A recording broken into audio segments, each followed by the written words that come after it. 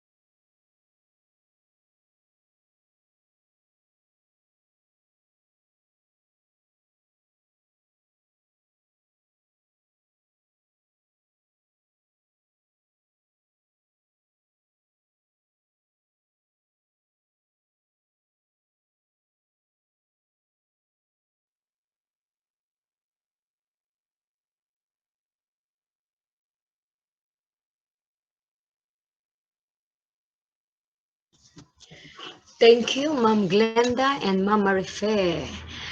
So to know if all are here, may I call in the teacher also of Palma Elementary School, Ma'am Jessa Marie S. Limbo for the roll call.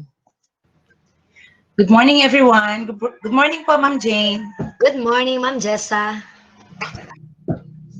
Welcome to the Division Online in Orientation of Lesson Exemplar in Mathematics. For our roll call, please have a word or phrase which is trending or popular nowadays as we are experiencing pandemic. Yes. Our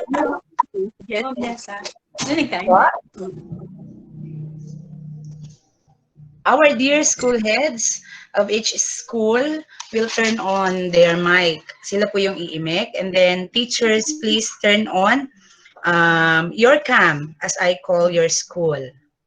Again, the magic word followed by the name of your school, number of participants present today.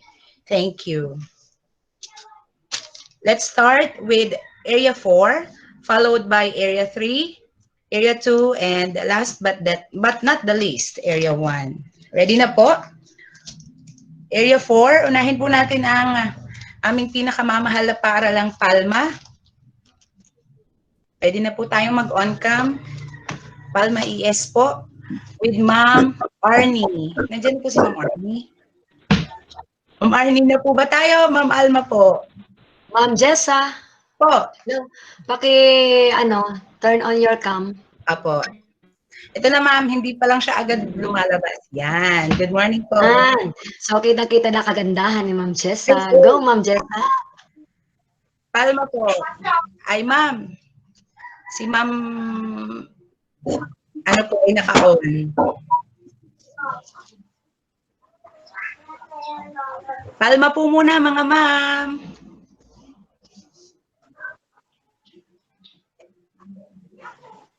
Ma'am Jessa, simulan mo. Po? Okay, so sige po, Ma'am Glenda, parang wala pa po ang Ma'am Arnie. Merong nagapala. Yan. Kasi pipicturean po tayo ng Ma'am Ariel. Sige po, Ma'am Glenda, 8 po tayo. Go. Ma'am Glenda na wala. Sige po, ako na ha. New normal.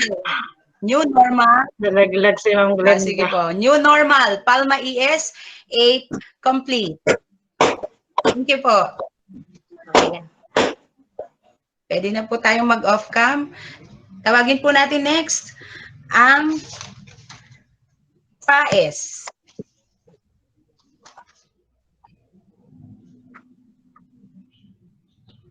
Ayan. Ready na po? With Ma'am May. Ma'am, naka-mute pa po kayo, Ma'am May. Yan po. Kulang pa ang aking 1, 2. Ang elementary, ayun. Nasa na grade 1, dalawa. Tapos si Ma'am Malen. Wala, kulang kami. Wala ang kinder. Grade 2. Wala, ma'am. Grade 1 to 6 lang po. Si Ma'am Malen, kinder, wala. Wala po. Wala. Tinitingnan ko kasi yung screen. Wala kasi akong camera sa laptop. Si Ma'am Lani. Yung Domingo. Nandiyan na, ma'am. Sige po, open na po tayo ng cam. Para So, wala, mapong wala. ang panukman. Okay. So, April. Bakit? Gandang ka. Thank you po, Ma'am.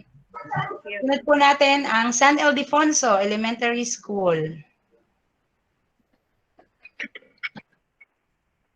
DLL out, exemplar in.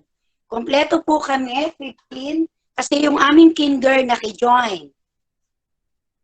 San Ildefonso Elementary School, kompleto po kami. Thank you po, Ma'am. Mag-on cam po kayo. Pipicturean po kayo ni Ma'am. Thank you po. Wala akong lipstick, wag na, basta ako yung mimik. Sige po, Ma'am. Next po natin. San Andres Elementary School. Hello, good morning. New normal, San Andres Elementary School, we are 10. Kinder to grade 6. O sige, tingnan ko isa-isa. Andiyo ba lahat? Where is Ma'am Arlene? Naka-sign din naman si Ma'am Arlene, ang aming kinder. Aming grade 1, Ma'am Jeline.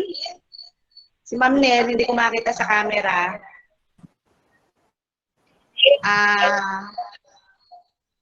Okay, grade 2, Ma'am Marias and Ma'am Ems. Grade 3, we have Ma'am Amor and Ma'am Mavic. Grade 4, we have Sir Carlo. Grade 5, Sir Lito. And grade 6, our MT, new MT, Ma'am Marian Estrada. So that's all. Thank you. Thank you po, Ma'am. Area 3 naman po tayo. Unahin po natin ang Del Carmen Elementary School. Yes. I'm sorry, San Miguel Elementary School. Good morning. San Miguel Elementary School, complete, better, normal.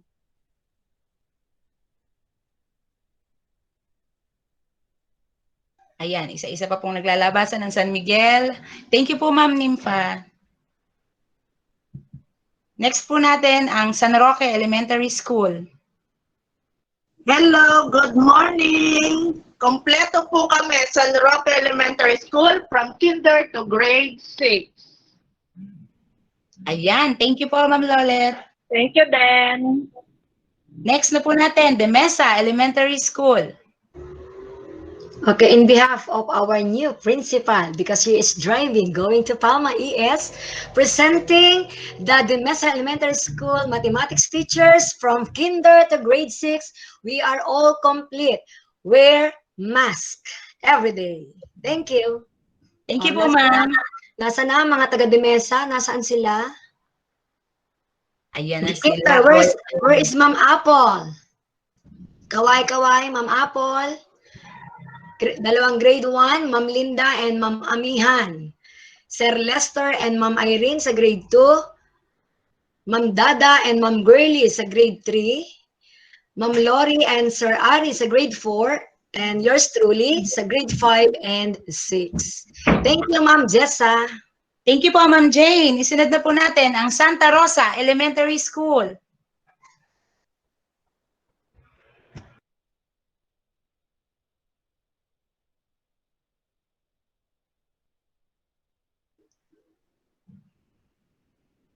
Santa Rosa po, ayan. Ayan na po sila. Sige po.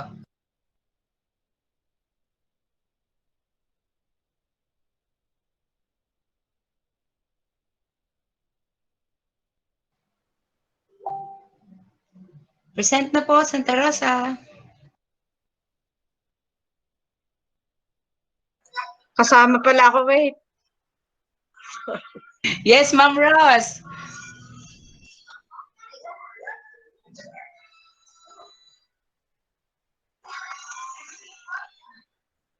Okay, ilan po ang ating Santa Rosa?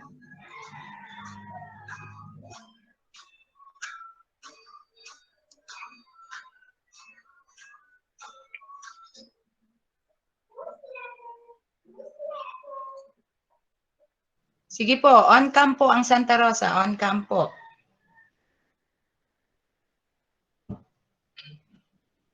Post na si Ma'am Ariel.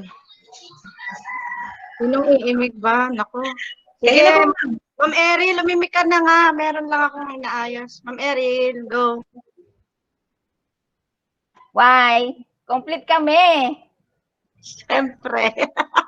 Nasaan po ang magic word ng Santa Rosa? Ang Santa Rosa pa naman ngayon ay 24 hours ang curfew. Complete.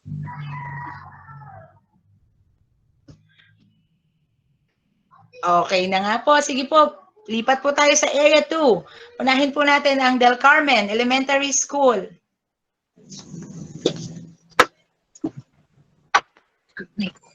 Good morning po, Del Carmen. Ayan na. Ayan na po ang Ma'am Ivy. Okay. The Carmen Elementary School, 8 teachers from grade to grade 6, complete. Wow, thank you po, Ma'am Ivy. Okay. San Agustin Elementary School.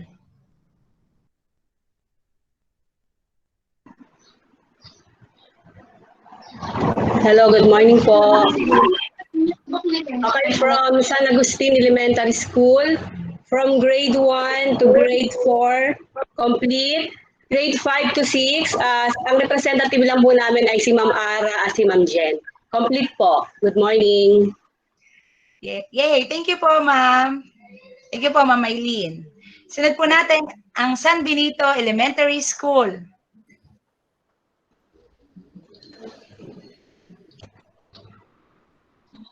Morning po. Good morning. Ang aming word, social distancing. Complete. Nandiyan si Ma'am Ada Serena Notario, Ma'am Adalisa, Ma'am Adona Roslin, Ma'am Chona Breeze, Ma'am Christine Makatangay, Ma'am Lorna Arcelias, Ma'am Luby Hernandez, Ma'am Rhea Lisa Eugenio, Ma'am Rochelle Reyes, Ma'am Rosalyn Arida. Meron po kalimutan, dito na lahat. Complete. Thank you. Good morning. Okay po, ma'am. Thank you po. And let us have Area 1. Alaminos Elementary School.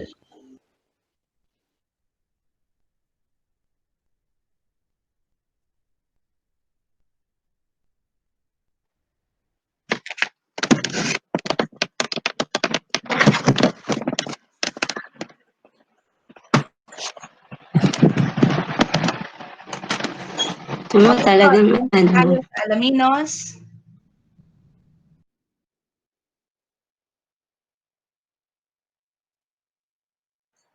Sir Nolan, complete daw kayo. Kung masabit ka pa, pasok na. Hello, good morning. Yan, sa momento.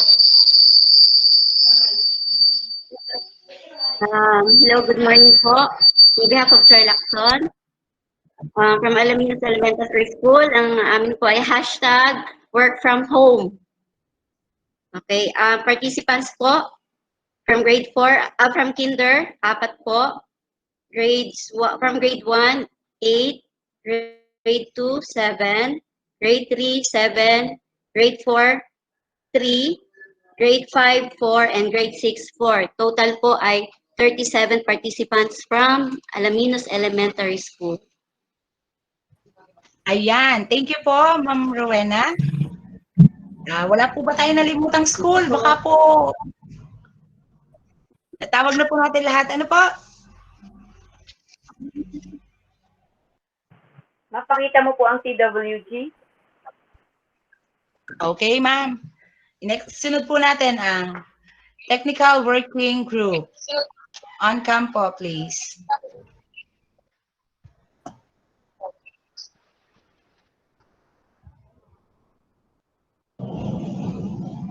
Ayan na sila. So, pwede na pong mag-off cam muna yung iba po.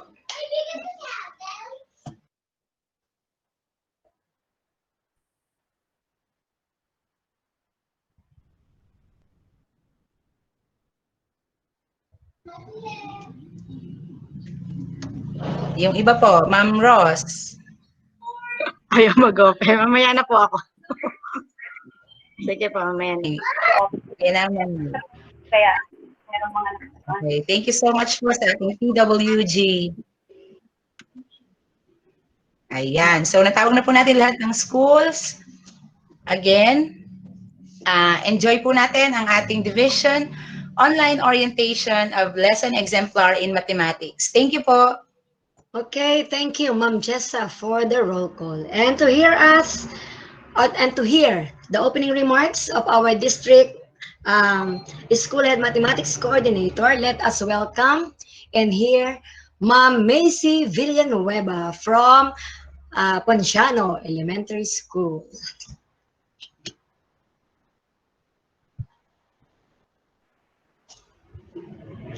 Hello po. Magandang So, ang hirap palang magsalita nang wala kang kausap, Ma'am Jane. Ang hirap. Yes, ma'am. Para bang nakakabago, walang sumasagot sa'yo. So, isang makadiyos at bakamat na umaga po sa ating lahat. Lalong higit po sa ating ina ng distrito, Dr. Edita Villaruz Rana. Siyempre sa ating Education Program Supervisor, Ma'am Mirza J. Linga. Mamaya po makikijoin si Ma'am. Sila po kasi ay may planning sa Division Office. Pero nangako po siya, tumawag po ngayong umaga, na maglalag-in po ulit siya basta sa inyong mga katanungan. Yan, napakahalaga. So, isipin nyo na po lahat ng itatanong nyo kay Ma'am Mirza, yung mga queries nyo, mga worries nyo, tanong nyo na po para maririnig nyo po sa kanya agad ang sagot. Ano po? Then, lalong higit po sa mga school heads, Salamat po sa inyo sa pagsuporta sa mathematics, sa ating, siyempre, sa ating mga math lovers, sa naggagwapuhan at naggagandahang math lovers. Hirap ang math, pero mahal na mahal nila ang math. So, magandang umaga pong muli. Sabi nga po, tayo po ay nasa bagong normal. So, bago rin po ang paraan ng ating pagtuturo. Kaya po, eto, lahat po ng subjects ay nag-orientation about the PBOT lesson exemplar. So, ito po ay ginagawa natin para sa ating mga bata. So, ayon po sa guidelines, the preparation of PBOT idea exemplars, so the preparation lesson should be anchored to up to PBOT for a budget of work sa ating BAW. So, meron na naman po tayong BAW, meron na po tayong MELC, yung most essential learning competencies. So, kailangan natin yon. So, idea, lesson, exemplar, yung I po natin ay introduction. So, 4 na pages na lang po tayo. I is the introduction, D is the development, E is the engagement, and A for assimilation. So, medyo maikli na, pero sabi ko nga po, bago, lahat ng bago, mahirap, pero kaya. Kaya po kailangan nating mag-prepare ng ating PBOT idea, lesson exemplar. Then, ito po ay isi-check ng ating mga respective school heads, head teachers, and the master teachers. Kaya po tayo ay, sabi nga, sabay-sabay. Parang yung July, doon bumuhos lahat yung biyaya ng lesson exemplar. Lahat po ito ng subject. Lahat po ng subjects ay gagawa natin. Ano po? Pero may maganda namang balita si ma'am dahil mamaya niya na po yung sasabihin. Tapos, to develop lesson exemplar should be used, ito na nga po, based on the context. So, mga kamat, sa atin pong mga kamay nakasal ang paano natin talaga huhubugin ang bata. Kasi layo sa atin, yun nga pong kaharap na natin yung bata, hindi pa matuto. Ano kaya to? Modular, online distance learning, lalo pa ang layo nila. Paano natin sila matutulungan? So sa atin po nakasalalay, lalong ang laki po ng inaasahan ng mga bata sa atin at syempre, sa mga magulang. Kaya lang, syempre, yun pa rin yung magiging problema natin. Marunong ba ang magulang? Tayo ay nasa public school, so karamihan po sa ating mga magulang, sadyang sabihin na natin na no read, so no write, so yan, hindi po talaga. Kaya po medyo mahirap. Ano po? Sana po sa kabila ng nararanasan natin na pandemic, tayo po ay we should positively embrace the changes. Ano po of new normal education. So sana po kung yung ating pagtanggap ng positibo, gawin po nating 90% yung positive side. Then gawin po nating 10% lang po yung negative side para po sa ating mga bata. Kasi po, kung tatanggapin natin na 50-50, talong-talo po yung ating mga bata. Kasi sila po ay sa atin lang umaasa. Mahirap, sabi nga lagi, mahirap, sa kabila ng hirap. Pero kung tayo bukal sa puso, positive na gagawin natin, kaya natin to, makakaya natin to. So, lahat naman ng bagay, sadyang mahirap sa una. Sabi nga tayo po ay nanganganay sa bagong normal na edukasyon. So, pero kaya natin ito para kung nagkakaisa tayo. Gagawin natin ito para sa ating mga bata, hindi para sa ating sarili, para sa kanila, para sa kinabukasan nila, para sa bayan. So, math lovers, maraming salamat sa inyong pagtalima sa orientation na ito. At sana po mag-enjoy kayo at God bless sa ating lahat. Salamat po. Thank you, Ma'am May Villanueva. So, sabi po niya, kapag sama-sama, magagawa natin ng masaya. Okay, maraming salamat pong muli, Ma'am May. So, unfortunately, Ma'am Rana is not around because she is now attending a meeting with our SDS, Ma'am Marites Ibanez. But we are lucky that someone will have or will give a message in sa katauhan. So, from Ibayo Integrated National High School, the principal of Ibayo Integrated National High School, let us welcome Sir Roy Rea. Good morning po sa atin lahat. Sa ating pong Smart Supervisor, Ma'am Mirza. Sa ating pong District Principal Coordinator, Ma'am May Villanueva.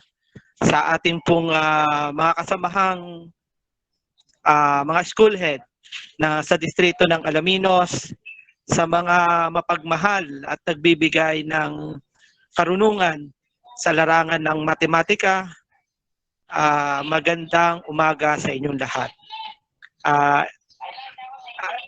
Ang inyong pong lingkod ay naatasan lang po na magbigay ng mensahe sa pangunguna siyempre ng ating Mother Supervisor, Dr. Edita B. Rana.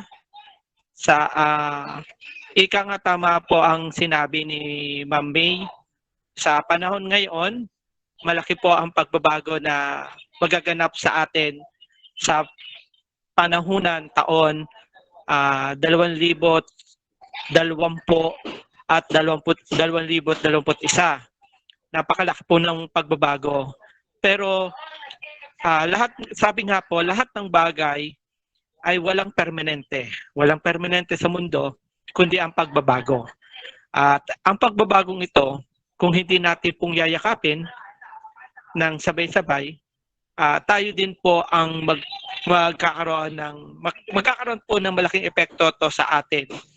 Ika nga po, sa panahon na to, lalo na ang subject na mathematics, kung minsan nagtuturo tayo ng face-to-face noong mga nakaraang taon, ay nahihirapan na ang mga bata.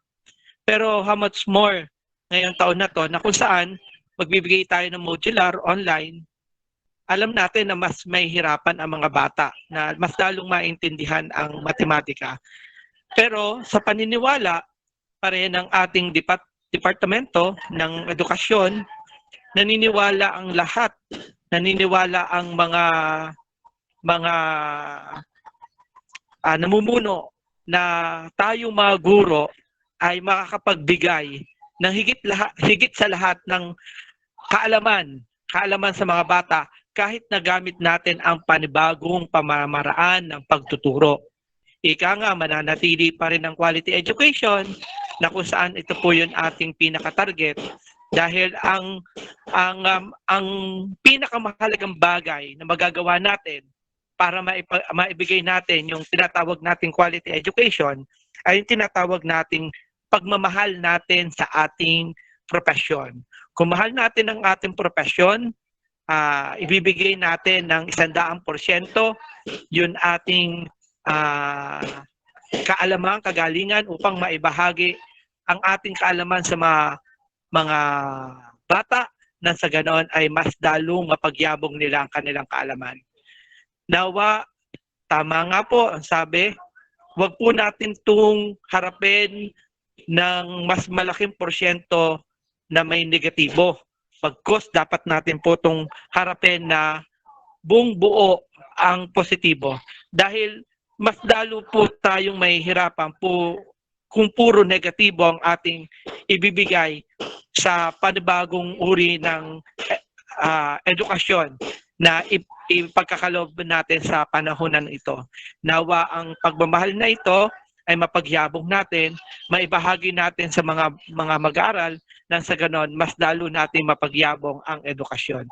Muli, ako po ay bumabati sa inyo ng isang magandang Alaminos. Maraming po salamat. Thank you so much, Sir Roy Rea. So we can do it by embracing it positively 100%. So thank you po muli, Sir Roy. So and now for the division orientation of lesson exemplar in mathematics, let us all welcome the education program supervisor in math, Ma'am Mirza J. Linga.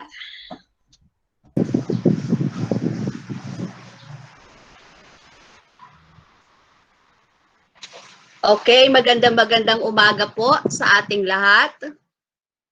Lahat ba ng principals nandito? Opo. So, yes, okay. So, sa lahat ng mga school heads, ng mga principals ng Alaminos District, sa lahat ng mga guro ng mathematics, ang nakalagay na dito, you are all 153 or 150 participants or mathematics teachers.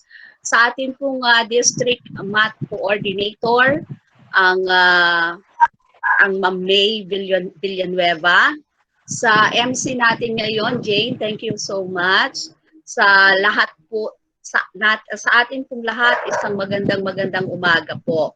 So, I'm glad na naipaalam sa akin ni Ma'am May Villanueva kagabi ang tungkol dito sa inyong district orientation about MELC or most essential learning competencies, which is going to be harmonized with the learner or lesson exemplar, the idea model. So siguro nagtataka kayo kasi ngayon lang nagpa-meeting ang mathematics because there was an agreement sa division office na ang meeting with MELC ay after na macraft namin yung aming lesson exemplar. Wait lang may bumabatok ang aso. Yung mga lesson exemplars namin na submitted na sa regional office for checking or further evaluation ng region. And then it was given back to us with some correction. And so therefore, we found out some of the errors that were made in crafting our lesson exemplar. So at least nagkaroon kami ng idea on how to do it bago siyempre tayo mag-technical assistance sa ating mga guro at sa ating mga punong guro, kailangan kami mismo ang marunong gumawa ng lesson exemplar.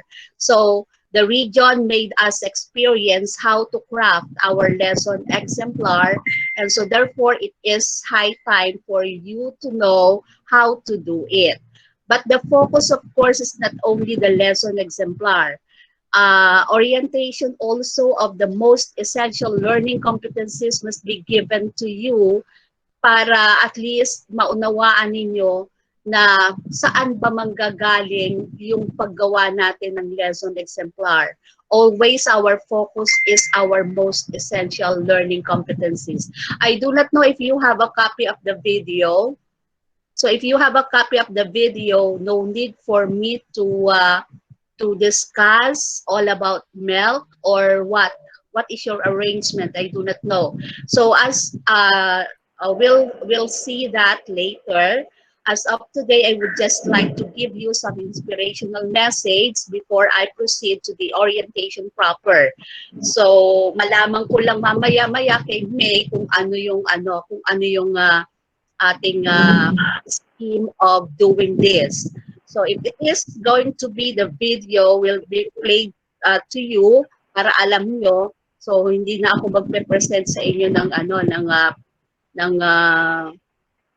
PowerPoint presentation. Wala ng PowerPoint presentation, only the video will be seen by all of our mathematics teachers. And then afterwards, after watching the video, I will be answering some questions during the open forum.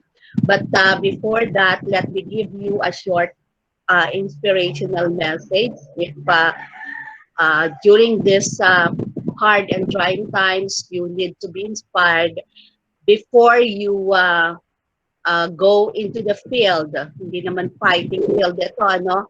Before you go into the field of teaching once again, this coming school year, 2020-2021. So marami nang pangyayari, di ba? Almost 4 months na ata tayong nakatenga dito sa bahay. Hindi natin alam until when ito mangyayari. But since there is already a directive from our department that the face-to-face session would be impossible not unless we have vaccine vaccine and medicine for COVID-19, hindi mangyayari magkakaroon tayo ng face-to-face with our students. So definitely, we're going to have our modular or distance learning if not face-to-face. So medyo mahirap, very challenging ang mangyayari sa ating mga guro. Kailangan masanay tayo, but there are procedures na ginagawa naman ng DepEd.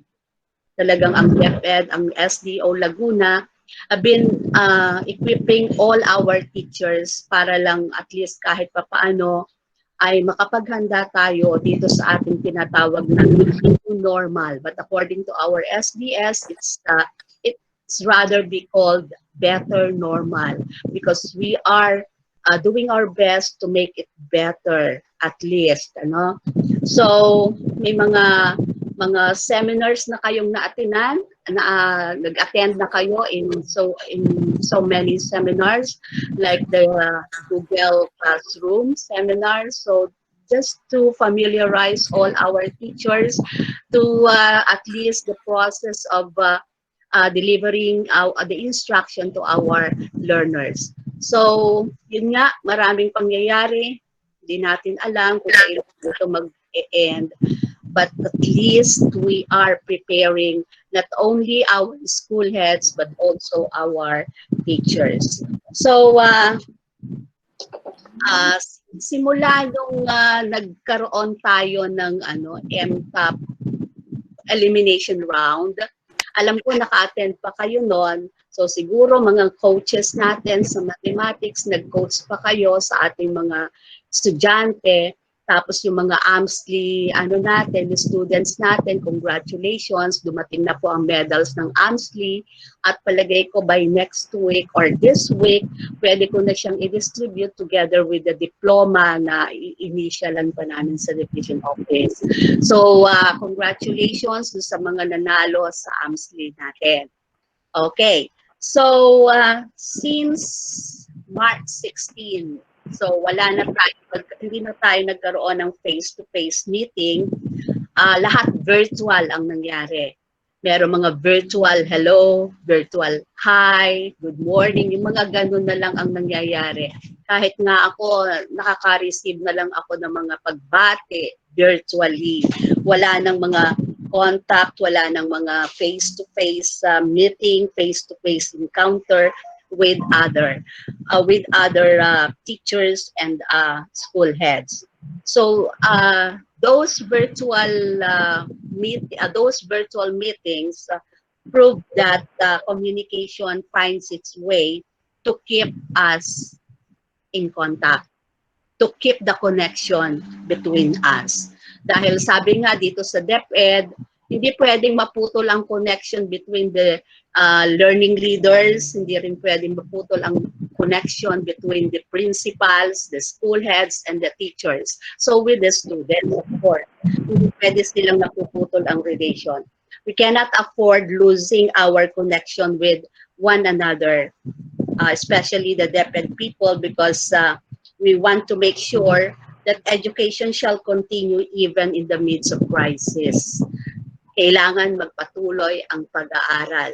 Kaya nga itong na-challenge kami with this lockdown scheme natin, na nagkaroon tayo ng SDO Matanong Challenge.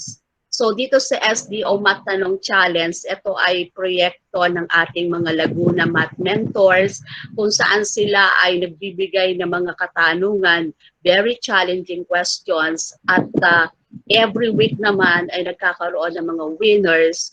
Top 5 winners are always being announced plus the perfect scorers. So sana makilaho kayo doon because that's one way of continuing education. That's one way of continuing education, not only for our students, but also for our teachers. So, na-challenge ang mga guro natin, na-challenge ang mga estudyante natin, at kung minsan pati parents na-challenge kasi mismo mga parents, sila yung nagpupush sa kanilang mga estudyante to join the contest. So, I'm glad you are joining.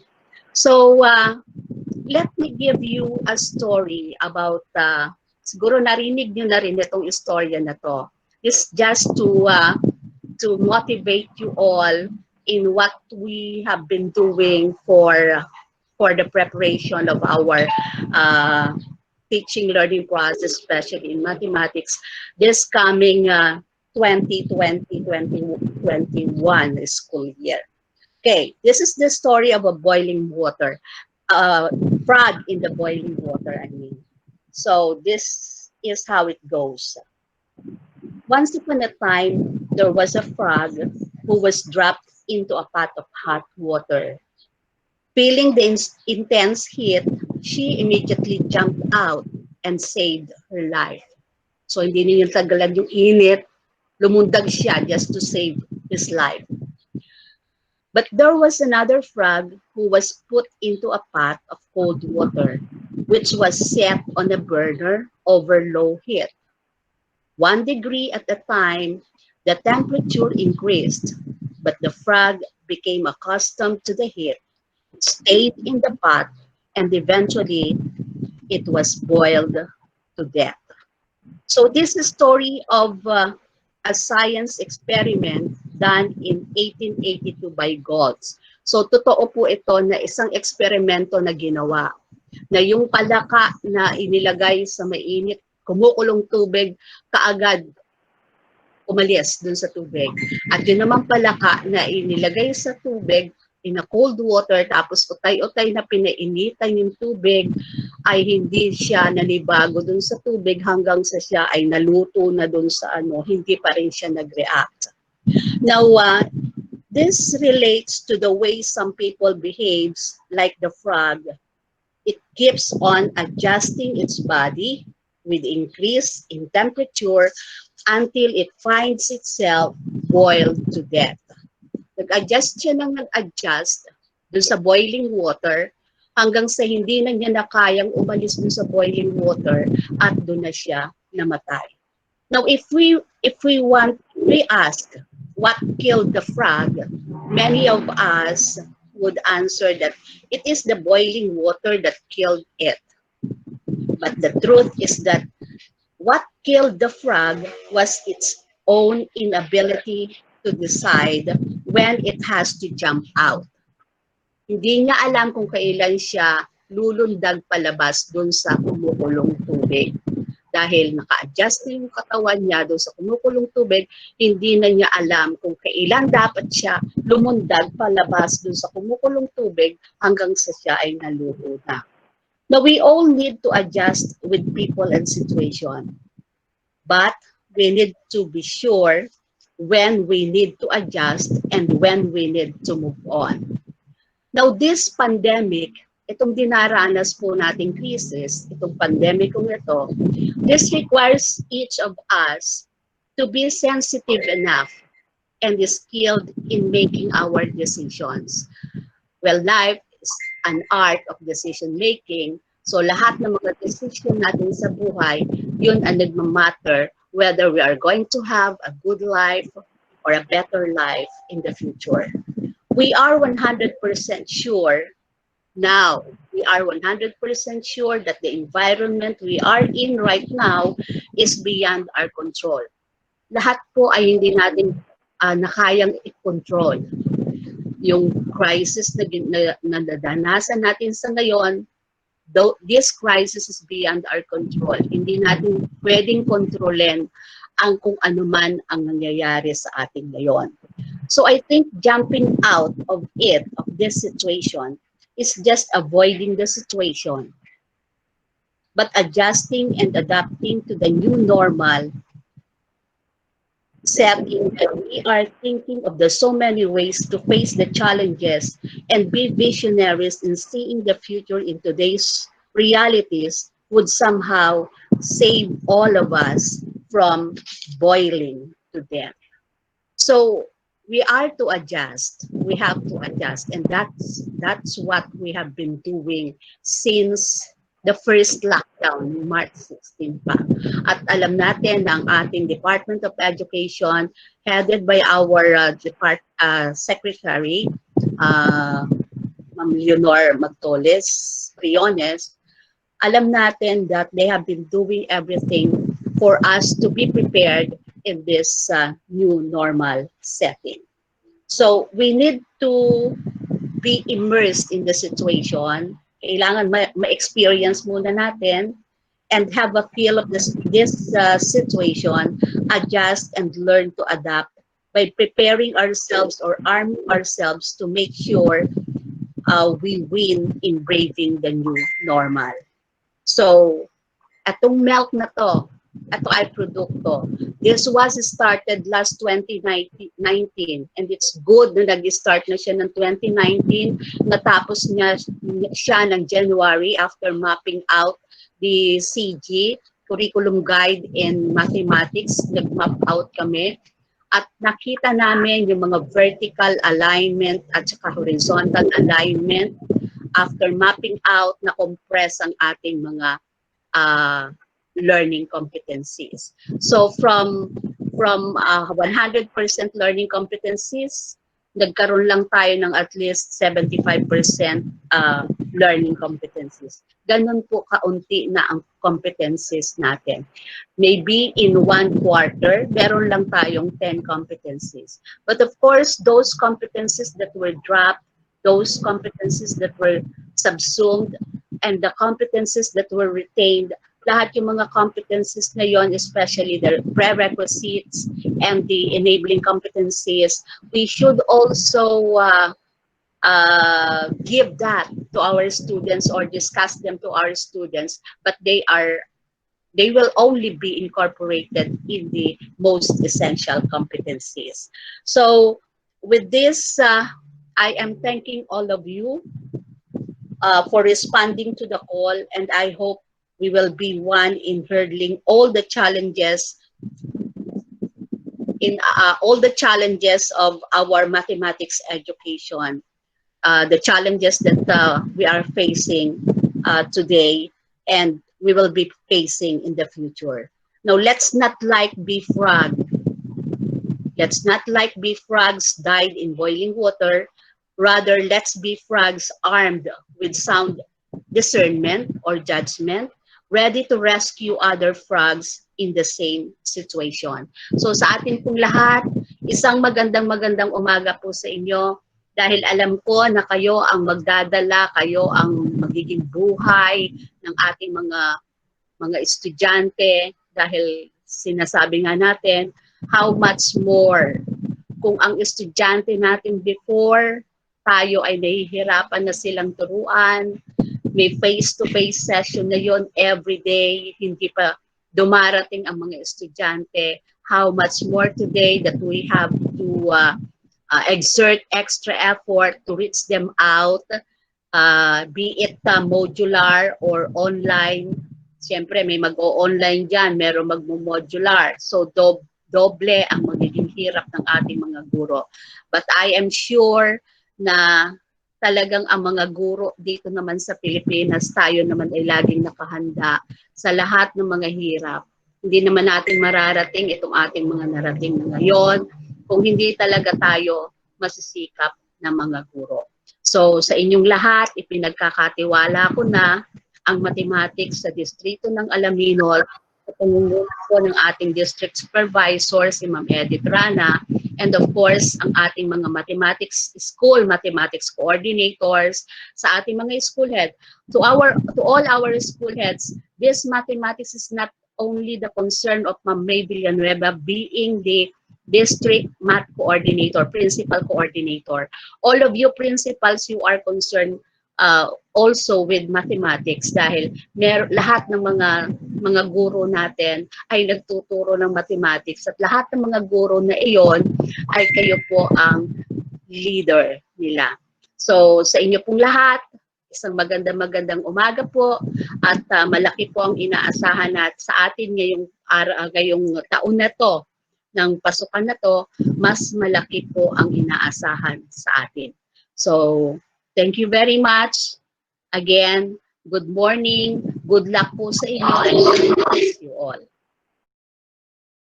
Meeting on MELC, most essential learning competencies in mathematics. This is harmonized with lesson exemplar, the idea model.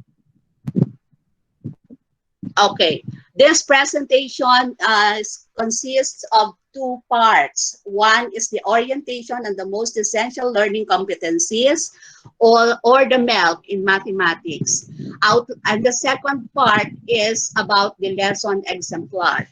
Outline of presentation for the first part, we have understanding the mathematics K-12 curriculum, conversion from LCs to MELC, paano na-convert ang lahat ng learning competencies, paano naging MELC siya, how to use MELCs in mathematics, comparison of the number of LCs in original CG or curriculum guide, in essential learning competencies and most essential learning competencies.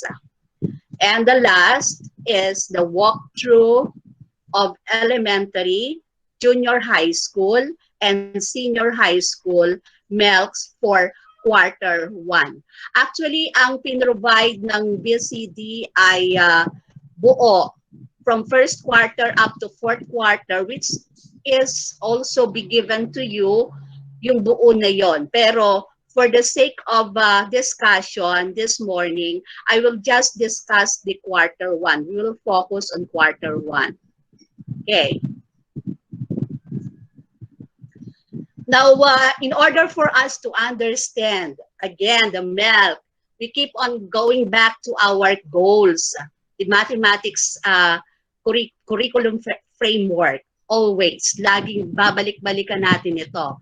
That we should be reminded that we only have two goals in mathematics. That is for us to develop our learners to be critical thinker and problem solver. We have different contents. O, pag-igihan yung content, ha? Kasi yung content na yon all throughout the quarters, across grade level, halos pare-pareho siya. Numbers and number sense, geometry, patterns and algebra, measurement, statistics, and probability. For grade 1, doon lang nagkaiba, no? Sa key stage 1, grade 1 to 3, ang quarter 1 and 2 nyo, lahat yun ay numbers and number sense. Ang quarter 3 ay numbers and number sense, geometry and algebra. Ang quarter 4 ay measurement and statistics and probability. Doon tayo nagkaroon ng pagkakaiba. I will give you the details later. Okay.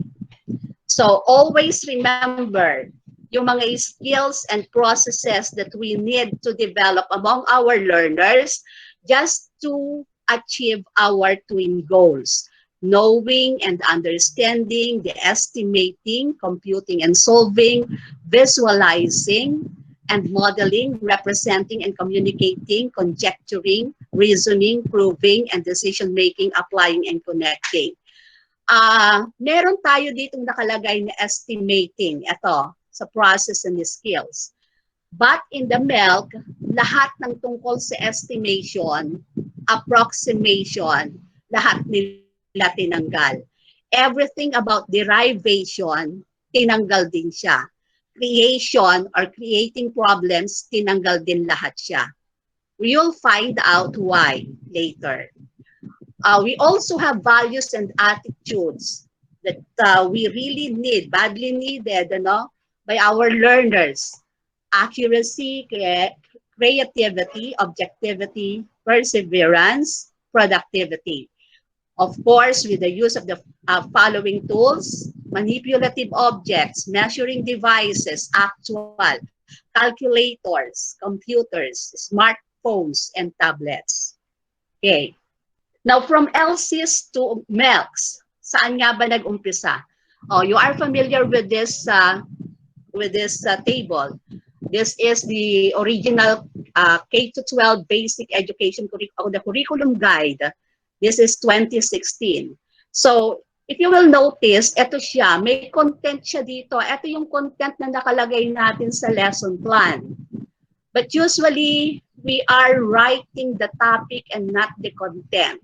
This is the content. We have the content standards. We have the performance standards. But we are focusing here on the learning competencies. We have the essential learning competencies.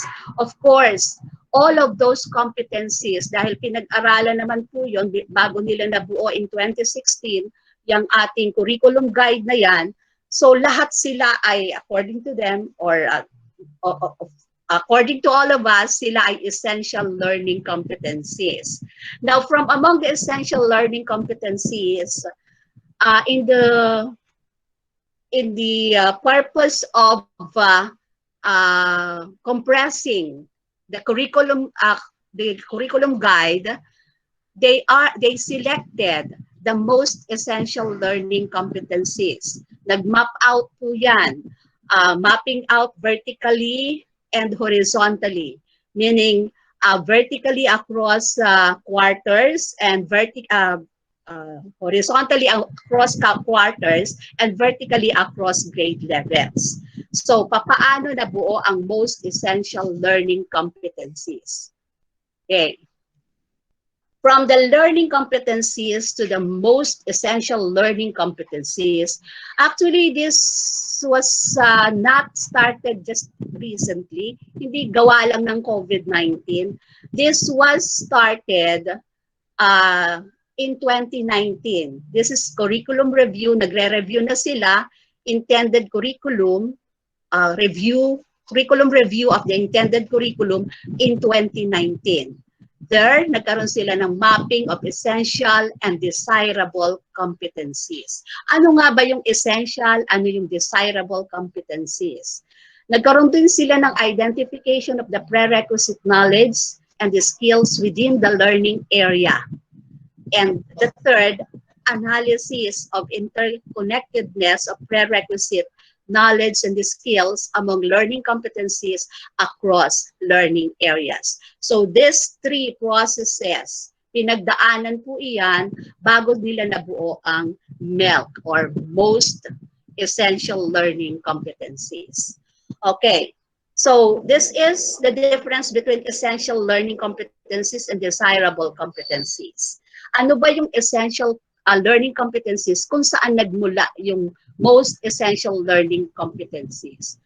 Essential competencies are what the students need, considered indispensable to building skills, to equip learners for the next grade level and for lifelong learning. So, this is a learning competency na kapag tinanggal mo siya, ay hindi na maa-achieve yung twin goals ng mathematics natin. So that means they are essential, truly essential learning competencies. Ano? So, ang desirable competencies, ano naman ang difference nun?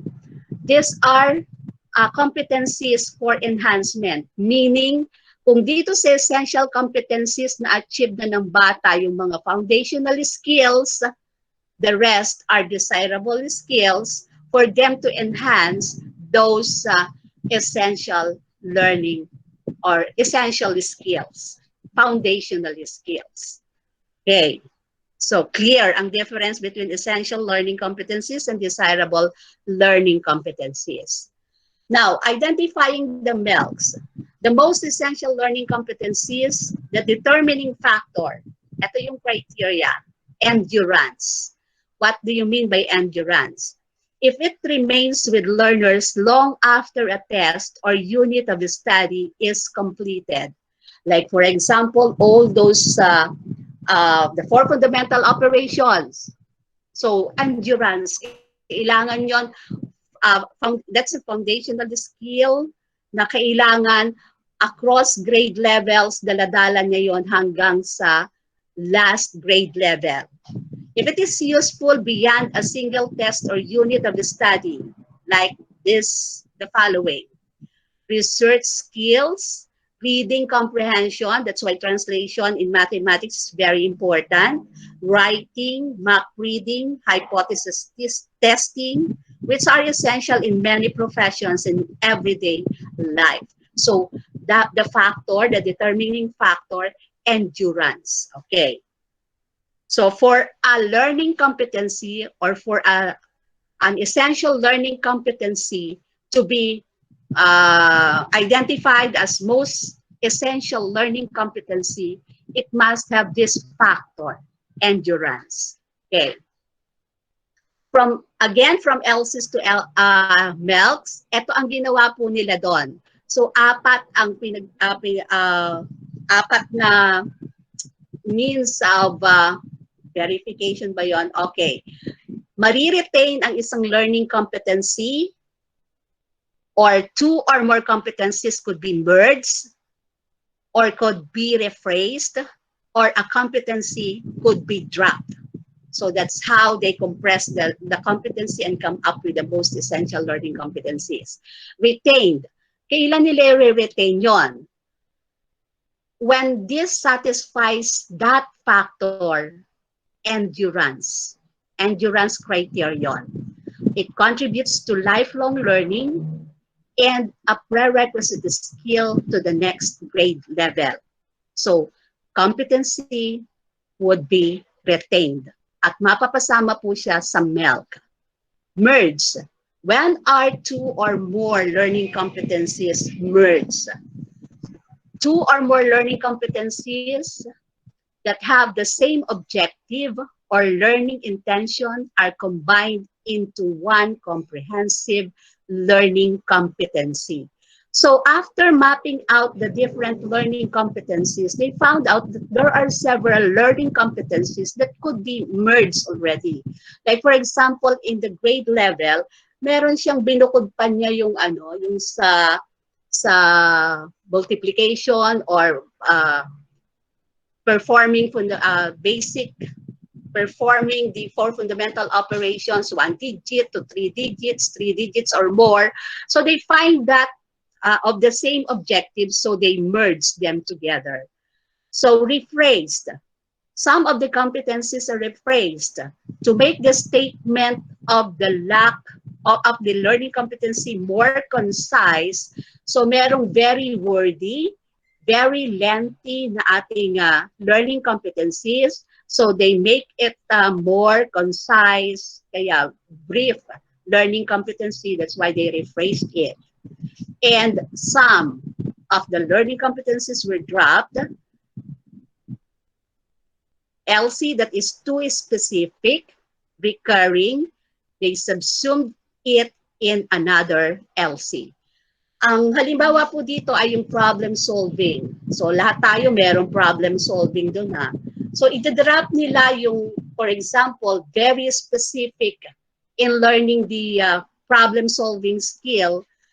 The-drop nila yung steps in problem solving, so too specific, leading to the attainment of that learning competency, the solve problems, routine, non-routine problems involving. So all the prerequisites na yon, they drop them, but it is not said that you can just drop them.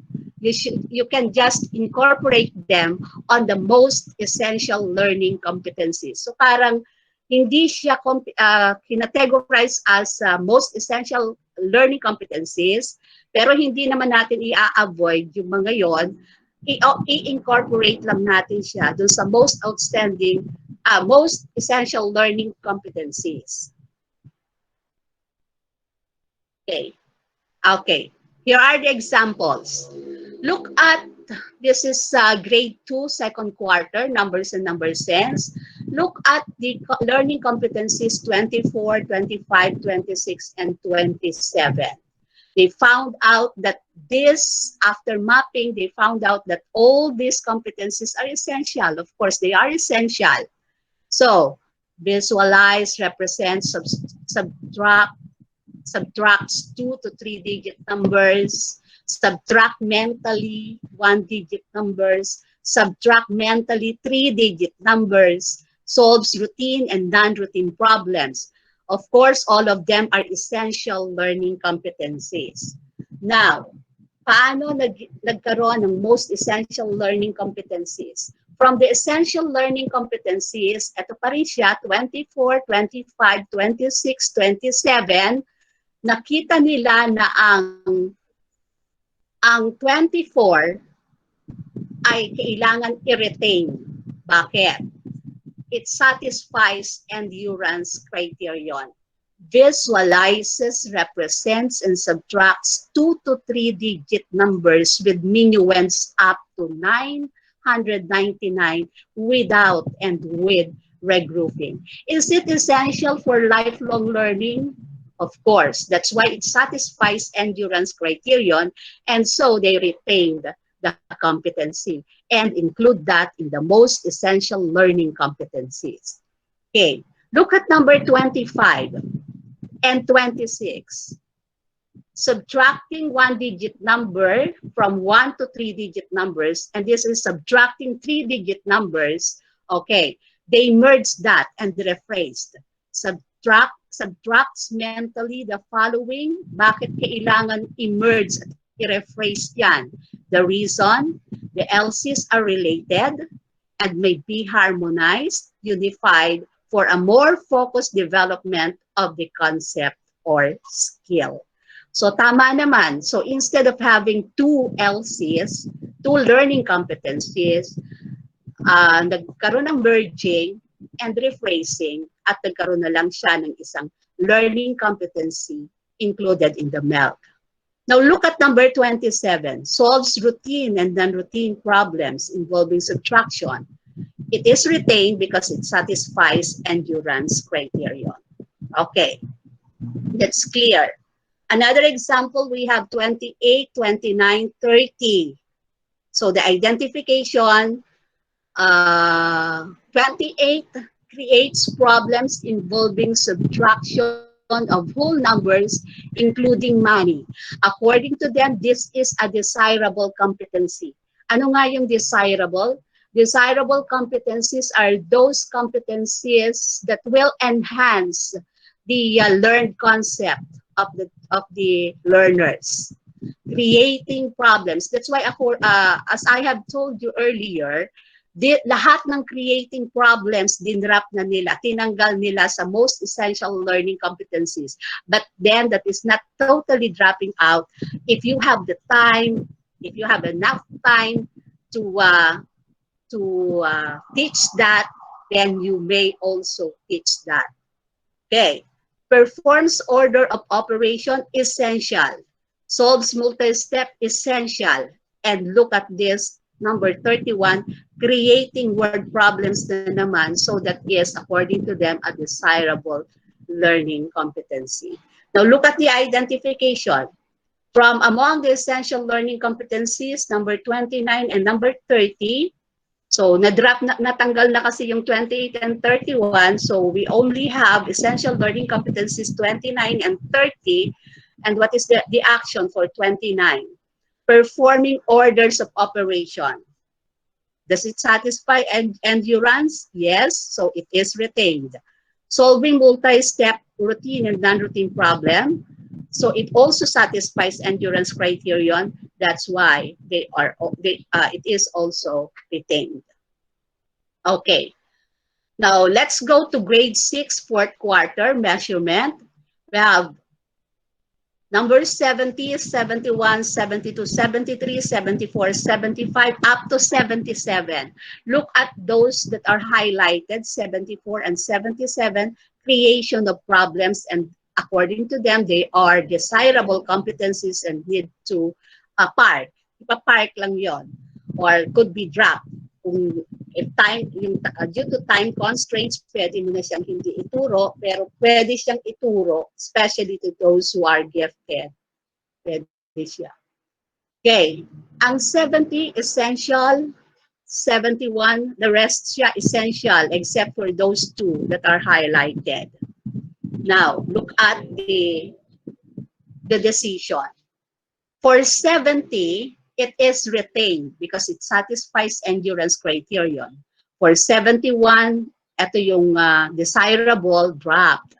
Then 72, 73, 74, 75, and 76, lahat sila, they satisfy endurance criterion. That's why they are all retained.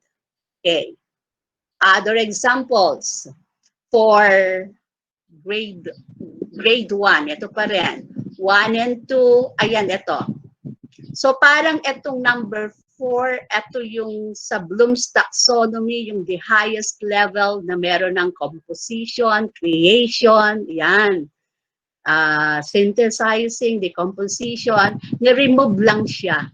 Ni-remove, but you can incorporate in your LE. Competency repeated in patterns and algebra, grade 1, third quarter. Kaya siya ni-remove. Diba sabi ko may mapping out across grade levels, or there is a vertical mapping out. So, parang duplication siya, kaya ni-remove. Okay. Number 1, merge and rephrase. Number 1 and number 2. Bakit? Visualizes and represents number from 0 to 100, tapos counts the number of objects in a given set by ones and tens. Pwede na siyang pagsamahin. So, LCs 2, pala. LCs 2 and 8 are subsumed in LC number 1 dito. Nagpunta siya sa LC number 1. Number 2 and number, where is number 8? Nasa kabila ang number 8. Okay. Wala. Okay. That number 2 and number 8. We have number 2, counts the number, tapos nag-subsume siya dun sa visualizes and represents number from 0 to 100. May error siya dito. Okay. Merge and rephrase, yung number 6, compares two sets using the expressions less than, more than, and as many as, and orders sets from least to greatest and vice versa. LCs are related and may be harmonized for a more focused development of the skill. That's why these are merged and rephrased. Okay, now how to use the MELCs in mathematics? Paano gagamitin yung MELCs? Number 1, appraise the content standards in each quarter of your grade level. Remember, the content standard is for the whole content, for the whole quarter, should I say, for the whole quarter. But there are contents that that covers 2 quarters or more. Okay. The content standards guides you in tracking the learning content being focused per quarter. So you have to appraise the content standards. Ano ba talaga yung focus mo? This week, alin ang focus mo? Coming from the content standards, so that you will be guided na pag na-tackle mo to, na ituro mo tong isang ito, it would lead to the attainment of the content standards. So, hindi ka naliligaw. So, number 2, plan the instructional activities. Plan the instructional activities based on the performance standard. So, what should the learners do after? You design instructional activities or tasks suited for the type of learning delivery modality being used. So dito natakal na yung learning delivery modality. By the way, according to the survey, ang ating learning modality in this time of pandemic, meron tayong, ang top most natin is the, of course, face-to-face, and nag-face-to-face pa talaga, ha? Nag-face-to-face siya at saka modular. The other one is a combination of face-to-face and modular. But definitely, since there is a mandate that the face-to-face, there will be no face-to-face session.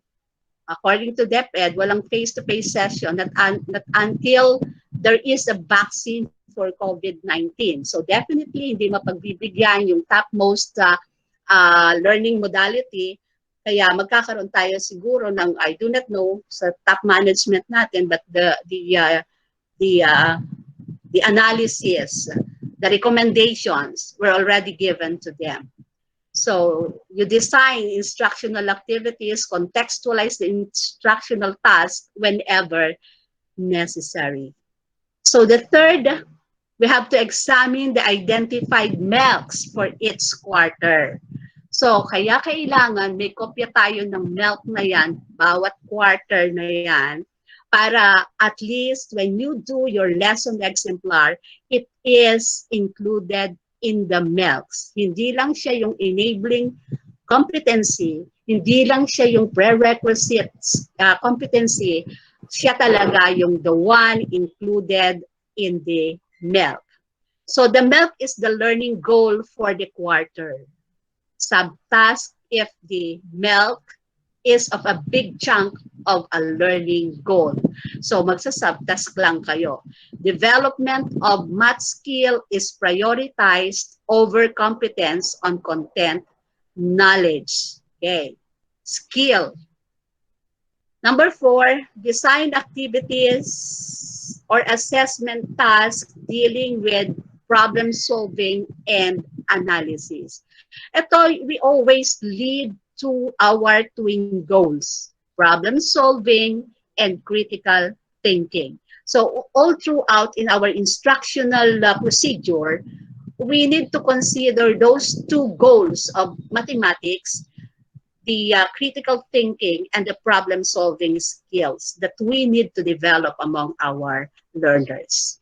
Okay, now here is the comparison of the retained, the draft, and merged LCs from the original CG. Now look at this. In grade 1, 44% na-retain siya. Pero yung ating na-merge at saka na-drop, 41 aggregate ay 56%. Sa grade 2, ayan, 42%. At look at grade 9. Naku, nawala. Look at grade 9. Grade 9, 96% of our LCs were retained. Only 4% were dropped. Parang isa nga lang ata yung na-drop. Lahat ng learning competencies ng grade 1, ni-retain nila. Followed by grade 8, ayan din, mataas ang kaniyang LCs na na-retain. 84%. 69% for grade 10. Ang grade 1, grade 2, nagpapanghabol talaga siya doon sa 44% and 42% na kung saan marami yung na-drop niya, marami din yung na-merge. 55% for grade 3, for grade 4, 72%, for grade 5, 67% of the LCs were retained, then for grade 6, 63%, for grade 7, 72%, and grade 8 is 84%. Ilan na ngayon ang natira? So, yan ang malalaman natin. How many more MELCs do we have? Ito siya. So, for grade 1, the current in our CG, or curriculum guide, we have 66. Originally, we have 66. Then, ang ELC natin, Essential Learning Competency, among the 66 is 62. Pero sa MELC natin, nagkaroon na lang tayo ng 38 most essential learning competencies. Okay. Sa grade 2, ayan o, 93, 74, 54 only. That's why it's 42 and 44%. Grade 3, from 80, naging 73, naging 57 na lang ang MELC natin. For grade 4, 86, 74, 67. Grade 5, we have 107. Learning competencies, ang ELC is 88. Ang most essential learning competencies, 74. Then grade 6, 89, 71, 62. Grade 7, 64, 63, and 53. Grade 8 is 57 ang ELC, pero nag-come up tayo with 52 most essential learning competencies. For grade 9, look at this. That's why it has the most highest rating of retained competencies. From 48, ang ELC 48, nag-drop siya ng dalawa, kaya 46 na lang. For grade 10, we have 51, 47, and 40. Now, a total of, we have 741 learning competencies in mathematics from grades 1 to 10. Then, ang essential learning competencies we have 657, but the most essential learning competencies, we only have 54 learning competencies. Okay, most essential learning competencies. Okay, so compressed. Now look at, this is for the senior high school. Yan, baka antukin na ang senior high school natin. Kaya siningit ko na kaagad siya dito. Comparison of the retained, dropped, and merged LCs from the original CG. Ito, general mathematics, 84% of your LCs were retained. We have merged 3% and 13 dropped competencies. For statistics and probability, we have 73%. And we have 27% dropped competencies. For business math, we have 60% retained, 24% are merged, and 16% dropped. For pre-cal, we have 57%, 10% merged, and 33% were dropped. 69% sub-basic calculus, LCs were retained. We have 18% merged and 13% dropped. Ilan na ngayon yung natira ng most essential learning competencies for our grade 11 for the senior high school? Okay, now look at this. The subject is general mathematics. A total of 63 learning competencies. We have a total of 63 learning competencies. Identified as the essential learning competencies are 58, and your most essential learning competencies 54. For statistics and probability, you have 71 learning competencies. Identified essential learning competencies, you have 65, and the most essential learning competency is 37. For business mathematics, you have 45. Then 35 is your most essential learning competencies. For pre-calculus, 49 and 30 is the most essential learning competencies. And for basic calculus, 39, 33. Okay. Now, let us have example per quarter. For grade 1, look at this. You have how many learning competencies here? Yan. 1, 2, 3, 4, 5, 6, 7, 8, 9, 10 learning competencies. Now we have the duration week 1 up to week 9. Now for every quarter, we have 40 days. Yung nasa bow natin is 40 days per quarter. Okay. Now, sa grade 1 ng first quarter, look at learning competencies number 1, 2, 8, 4, 6, and 7. Yung number 1, na-merge siya yung LCs 2 and 8 are subsumed in LC1 and may be subtask. Look at number 2. Counts the number of objects in a given set by ones and tens. Nasaan na yung number 8? 2 and 8. Wala naman ng 8 dito. Ito. Visualizes and counts by 2s, 5s, and 10s through 100. Subsumed in LC1. So, dito na lahat siya. Pero isa subtask siya. So, merge and rephrase. Na-retained ito, pero itong 2 and 8, isa subsumed siya dito sa LC number 1. Giging visualizes represents and counts numbers from 0 to 100 using a variety of materials and methods. This is LC number 1, where 2 and 8 subsumed to LC number 1 and came up with this most essential learning competency.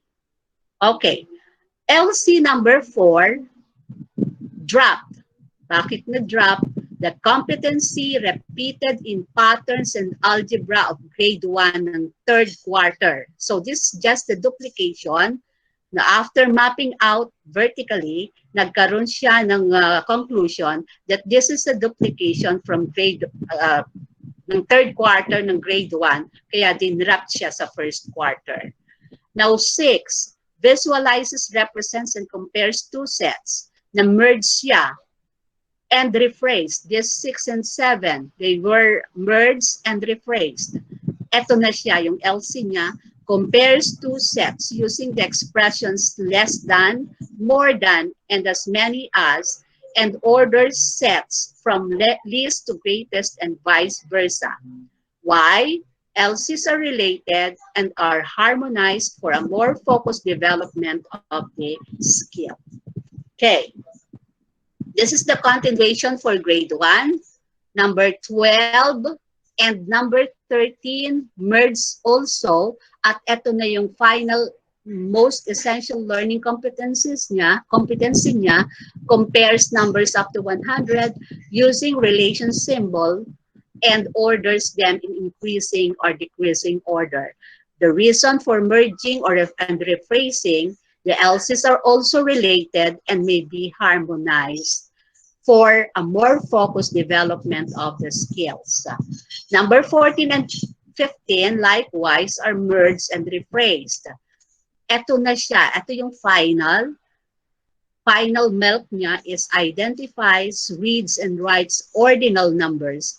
First, second, third, up to 10th object in a given set from a given point of reference. Related. That's why they are merged and rephrased.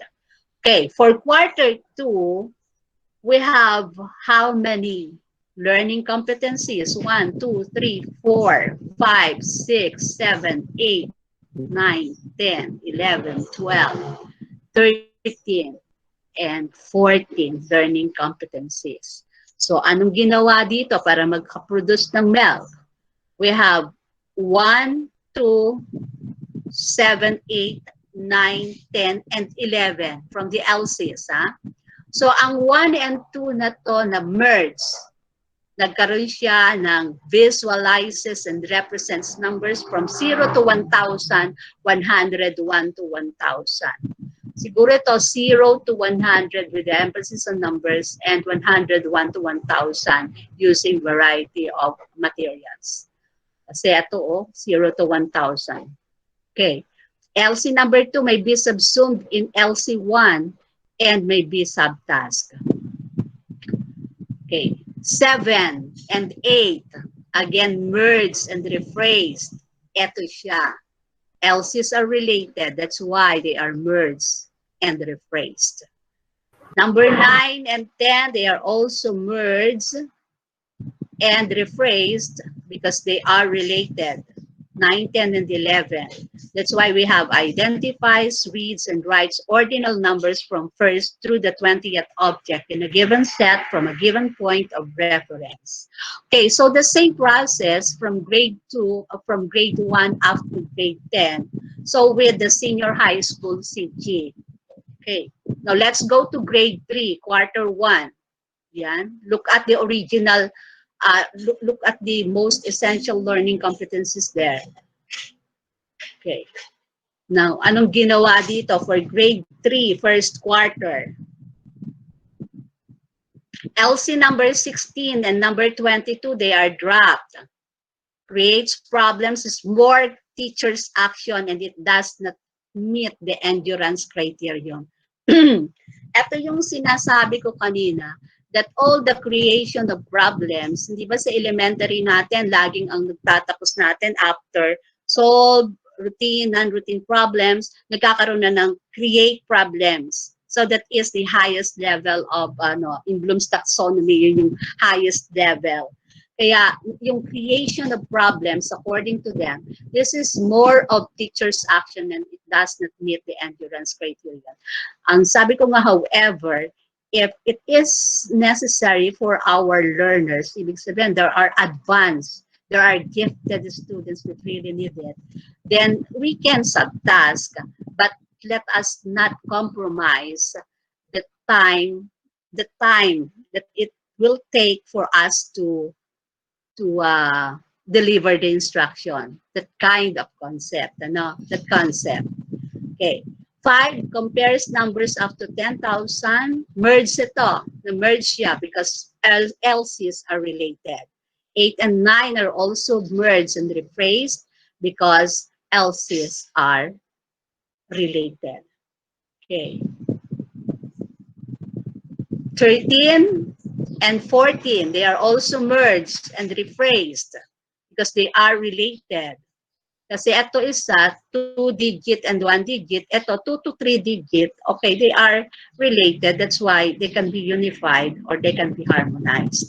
19 and 20, same. 1 to 2 digits, 2 to 3 digits. They can be merged as one. Kaya ito siya. Subtracts mentally the following numbers using appropriate strategies. 1 to 2 digit, 2 to 3 digits. Okay. Grade 4. Now look at this grade 4. The most essential learning competencies are the following. We have week 1 to week 9. Kung mapapansin nyo, lahat ng duration natin up to week 9. Every quarter, week 9. Okay. But there are 4 days in a week. I don't know if I am right. 4 days in a week. Except for those schedule na ginawa nilang 5 days in a week, yung 50 minutes kasi ginawa nilang 1 hour. So, depende sa scheduling ito. But there are 9 weeks in a quarter. So, yung 36 talaga, 36 at most is 40 days in 1 quarter. Okay. For the first quarter, look at this. Palagay ko nakukuha nyo na yung process. LC number 12 and number 19, dinrap siya. Creation kasi ng problems. That's what I told you. Number 3 and number 5, they are merged and rephrased into this milk, reads and writes numbers in symbols and in words up to 100,000 and compare them using relation symbol. They are related so they can be unified or harmonized. 14 and 16 are also merged and rephrased. Divides mentally 2 to 4 digit numbers by tens or hundreds. Kasi ito, divides 3 to 4 digit numbers by tens or hundreds without and with remainder. Tapos ito, divides mentally, sabi niya. Ano nga ba naman yung dinivide na siya doon, divides mentally. Let us put this together and we will have divides mentally 2 to 4 digit numbers by tens or hundreds. So practice na lang dito for mastery. 20 and 21, they are also merged and rephrased because they are related, represents and explains multiplication or the MDAS correctly, and performs a series of 2 or more operations. Di ba pagka-specific yung sinasabi nila, pag too specific, either they drop or they merge or rephrase. Yan. Kaya perform series of 2 or more operations applying multiplication, division, addition, or MDAS, I mean. Okay. Grade 5, quarter 1. Ito yung nasa gitna yung milk natin. Now look at this. For grade 5, LC number 8, number 14, 18, 23, and 28, they are dropped kasi lahat sila creating problems. I do not know. Sa teachers naman natin talaga nahihirapan tayo, especially the elementary level. Nahihirapan tayo to teach our students to create problems. So talagang pinakamahirap talaga to. So numbers and number sense, one drop visualizes numbers up to 10. Visualization also drop, but they can be incorporated dun sa ating mga milk. Reads and writes numbers up to 10,000 in symbols and in words, and rounds numbers to near estimation. This estimation is drop. Yon. But of course, there are some questions. Why drop the estimation? I think for compressing the LCs. In this time of pandemic, wala tayong magagawa. Hindi tayo pwedeng magturo the whole day online or in modular. So we have to select the most essential learning competencies. Number 9, states, explains. And number 10, they are merged and replaced, performs a series of more than 2 operations on whole numbers, applying parentheses, multiplication, the PEMDAS ito. Grouping symbol. Okay. Dito, meron pang states, explains, interprets, PEMDAS. Dito, simplifies a series. When you simplify series of operation, this is good as you have already, you can already state, explain, interpret the PEMDAS. That's why it is merged and it is replaced in this MELD. So LCs are related, can be harmonized and unified for a more focused development of the concept or skill. Okay. Ito continuation for grade 5. Number 11 and number 12, they are merged, finds common factors. Kung titingnan mo nga naman, finds the common factors of GCF 2 to 4. Finds the common multiples and LCM of 2 to 4 numbers using continuous division. Then finds common factors, the GCF, pinagsama na siya, and the LCM of 2 to 4 numbers using continuous division. They are related, that's why their action is to merge and to replace. 15 and 16, adds fractions and mixed fractions. Dito naman sa kabila, subtract fraction and mixed fractions. So adds and subtracts fractions and mixed fractions without and with regrouping. Okay, LCs are related. Now let's go to grade 6, quarter 1. Look at that. We have 10 weeks na to, 10 weeks ang duration niya. That's why it is 4 per week. Kaya nga, at most, we have 40 days in a week. Okay. Grade 6, first quarter. LC, number 3, number 6, 9, 12, 17, and 12. Drop. Creating problems yon kasi. Then, divides whole numbers by decimals up to 2 decimal places and vice versa, and divides decimal mixed numbers up to 2 decimal places. They are related, that's why they are merged and replaced. Ito na yung kinalabasan ng MELD.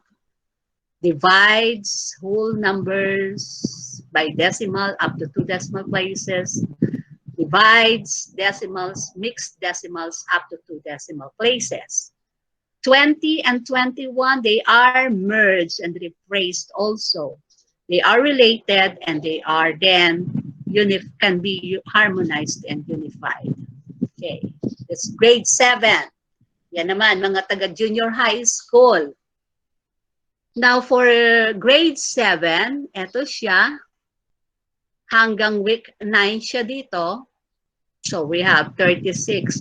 And look at this, mga vacant siya in the second part of our orientation. This is orientation on lesson exemplar using the IDEA model.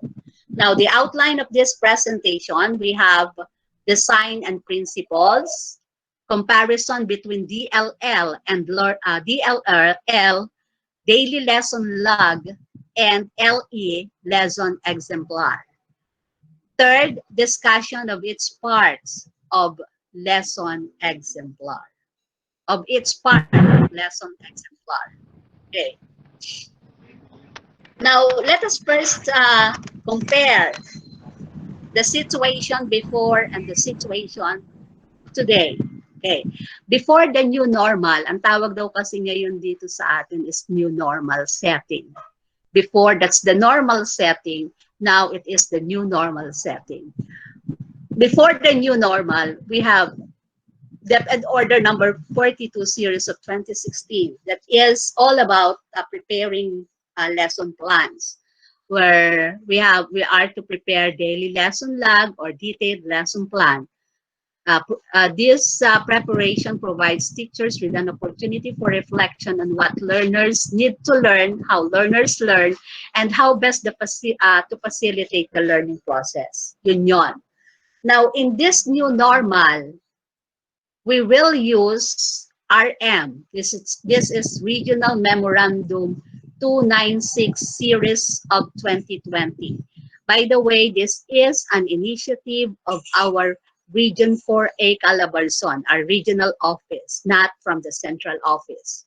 Now, all parts of the regional DLL or DLP are subsumed in Pivot 4A lesson exemplars, meaning those three parts. The first part, which is all about the objectives and its references. The second part, the procedures. And the third part, the reflection part. All of those will be retained, subsumed in the Pivot 4A lesson exemplars. So by the way, this is taken from the online, the webinar of the region last June 3, from the CLMD chief, Dr. Hob Zape Jr. Okay.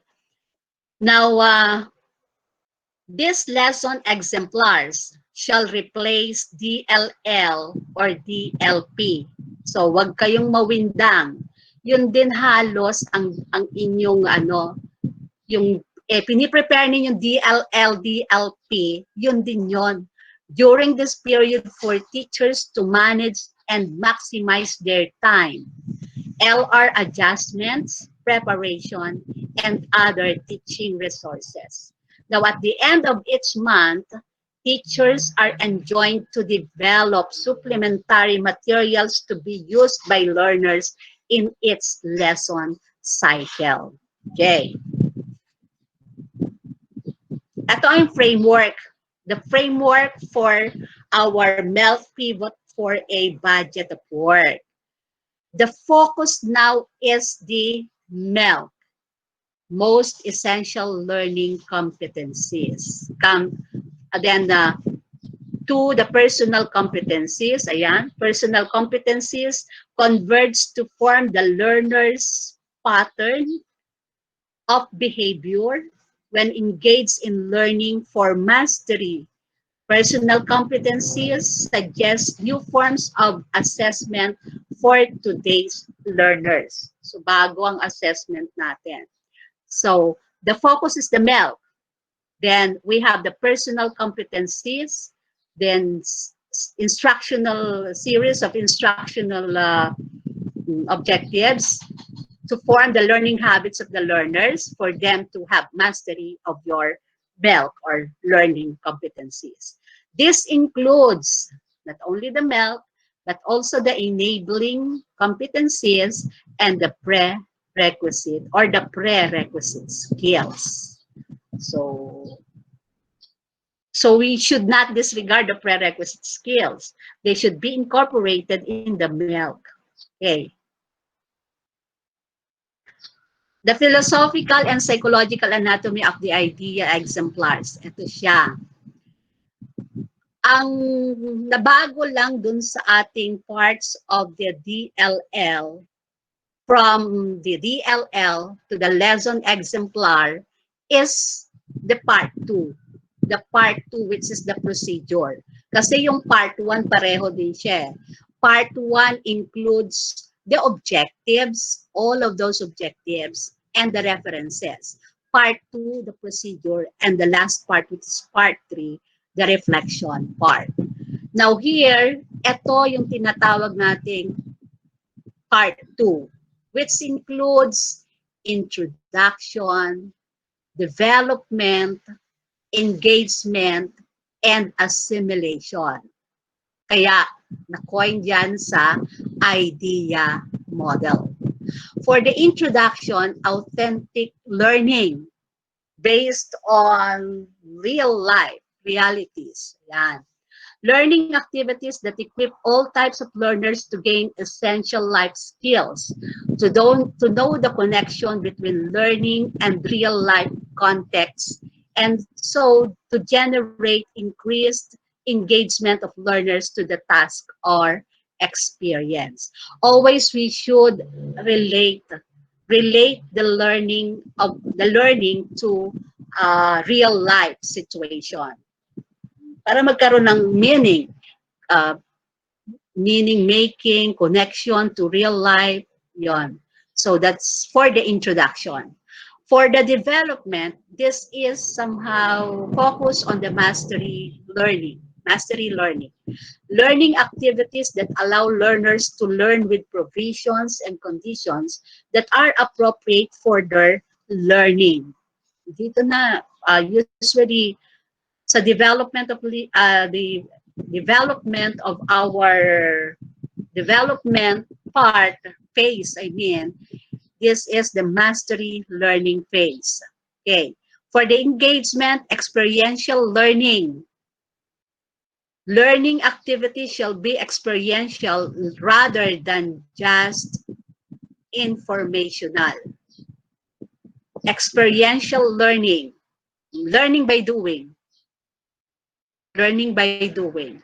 Assimilation, meaningful learning, reflective learning experiences. We have learning activities shall be anchored and integrated in the cognitive structure of the learner. Ito lagi na, ito yung philosophies doon.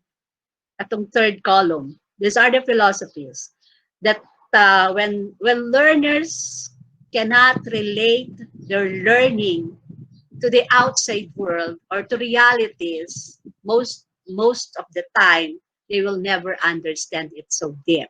Parang mababaw ang understanding nila. That's why we need to have that authentic learning. Learning activities also should be done by doing it. Kasi kailangan learning by doing is important. Kasi sabi, learning activities shall be experiential. Yan. And learning activities shall be anchored and integrated in the cognitive structure of the learners. Dapat may realization ng ating mga learners kung ano yung natutunan nila, kung ano yung hindi nila natutunan. So that is on the assimilation part. Now, instructional procedure. This is the instructional design using multimodal learning delivery. The focus, again, is the most essential learning competencies. With this instructional procedure, we have the idea model. For the introduction, we need to know that this is more of developing the communication skill of our learners. And during the development of the lesson, more of developing the collaboration skill of our learners. For the engagement skill, the critical thinking skills of our learners shall be developed. And for the assimilation, on the assimilation phase, the creativity skill of our learners shall be developed. And the means of verification for us to verify whether we have achieved all this, we need to go to the assessment. And usually, a portfolio assessment will do. So we have introduce, develop, engage, and assimilate. This is the conceptual framework of the idea model of our lesson exemplar. And we always need to have our goal, the learning outcomes. Focus on the learning outcomes. Okay. So, ito siya, the focus of the idea model. We have the learning competency, learning outcomes, core content, and values. Now, we have the focus here. leading to the idea teaching learning process, the introduction, the development, the engagement, and the simulation. Now look at this. We have the KSA in the achievement of our the development of the knowledge, the skill, and the ability of our learners, including the values now. Ayan, meron na tayong Republic Act diyan, the inclusion of values education. Values, GMRC, inclusion of GMRC in our curriculum. So we have the KSAV, knowledge, skill, ability, and values.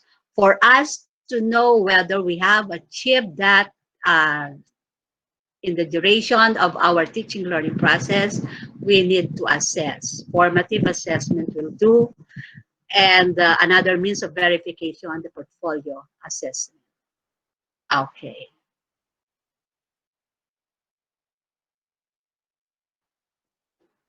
Yan. Recalling the DLL and DLP. Okay, let us recall. The teacher's material before the new normal, ito siya, di ba? We have the teacher's guide, we have the DLL, we have the DLP. The parts of the DLL, the DLP, we have reviewing previous lesson, establishing a purpose, presenting sample, discussing concepts, developing mastery, finding the practical application, making generalizations, evaluating learning, and enriching activities. In the idea model, we have teacher's material in the new normal, wala tayong material, the idea exemplar. Okay. Before the new normal, we have the learner's material, the teacher's material, the TG, the teacher's material 2, DLL, DLP. In the new normal, we have the learner's material, the module, pivot for a LMS, learners, learner material, self-made learners materials to module, then the teacher's material, DLL, DLP, TG, the exemplar. Itong exemplar. So, ang learners, meron siyang module. Ang teachers, meron siyang lesson exemplar. Okay. Does it mean goodbye DLL, goodbye DLP? I don't think so, because those parts were incorporated here in the lesson exemplar already. Okay. K to 12. LD process, we have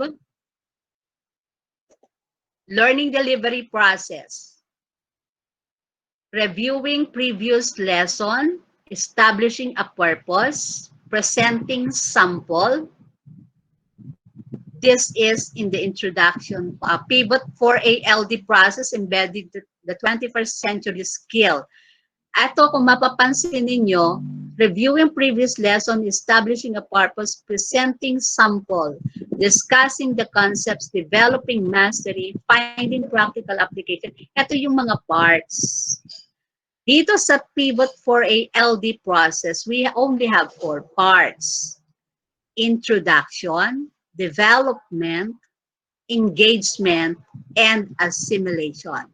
For the introduction, we have focus skill. The focus skill for the introduction is the communication skill. Ano ba yung communication skill? Pwede siyang visual, pwede siyang listening, pwede siyang written communication. Development, development.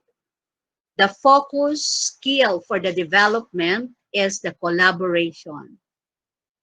For engagement, focus skill, critical thinking, and for assimilation, the focus skill is creativity. Okay. So parang pinakikita dito, mas marami kayong process dito sa K-12 LD process, while in the pivot for a LD process, we only have 4. Okay, sabi niya. Now, idea teaching learning process, ito siya. Ito, introduction or panimula. Okay. Learning competency, learning outcomes, core content, and values. Of course, there are some adjustments due to diverse learners. Kasi hindi pare-pareho yung learners natin. Hindi tayo homogeneous ang ating grouping of learners, heterogeneous tayo. That's why we have to address the diversity of our learners. So if that is the case, ang nung adjustment natin, after finding out that we have diverse learners, we need to adjust. And this adjustment can be recalled in the introduction part. Okay, so that is introduction part. Okay, in the development part, development of the lesson, the concepts and basic skills, developmental activities, so meron kayo dyan. Siyempre, ito yung focus natin, giving the concept, ito yung concept class, discussion of the concept, the basic skills that we have to develop, the basic skills that we have to develop among our learners, mga developmental activities that we have to give our learners. Pag hindi nakuha ang focus kasi merong adjustment because of the diverse learners. So anong gagawin pagka hindi nakuha ng marami? So ang indication nun, of course, after the assessment, hindi na nila nakuha, meron siyang remediation in the development part. Okay. Engagement, pakikipagpalihan. Engagement, learning opportunities, hands-on engagement activities, learning points, performance or output, yan. Due to diverse learners, there has to be some adjustments, and that is the reflection. True reflection. You will ask your learners to identify which among those topics were not learned or merong gray areas yon. So may reflection part. Then assimilation, paglalapat, new skills, habits of minds, life skills. Yun yung mga focus natin. New skills learned, habits of minds, and life skills. If there are students who were not able to get it, meron tayong mga adjustments, relearning. They need to relearn. Yan. Okay. Ito, more detailed explanation of the idea model. Introduction. How you present the lesson to all learners with different needs and abilities. This is considering the development of the communication skill of the learners. Okay, ito. Effective listening, pwede. Delivering oral presentation, communicating using digital media, engaging or a conversation and discussion, communicating ideas and findings in diverse platforms. Yan. Communication is the ability of the learner to use when giving and receiving different kinds of information. It involves listening, speaking, observing, and emphasizing. Active listening, friendliness, confidence, volume, and clarity, empathy, respect, understanding, nonverbal cues, responsiveness, clarity, and assertiveness. So this has to be considered when making the introduction. Okay.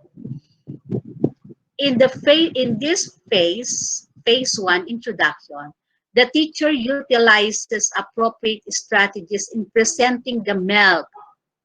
Iba yung una, yung stating the purpose dun sa old setting, before the new normal, I mean. So ito, the teacher utilizes appropriate strategies in presenting the milk, learning competency, and the learning outcomes of the day, expounding on previous experiences and core knowledge of the learners, purpose of the lesson, core content, and relevant samples. This allows teachers to maximize learners' awareness of their own knowledge as regards content and the skills required for the day. So this could be recall, pwede siyang recall, pwede siyang activity na leading to the statement of your MELC, yan, statement of your MELC or the learning competency, and other related activities. Yan. Okay.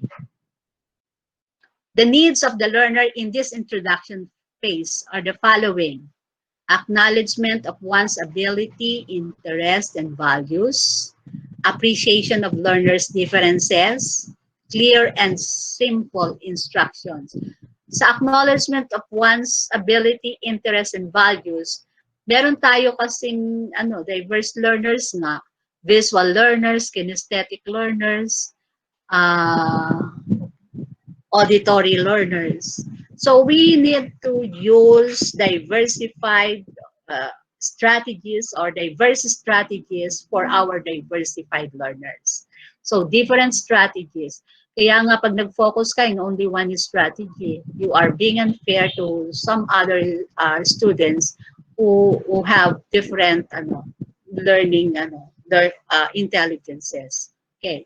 Stressed learners, eased learners, ito. Scribble learners.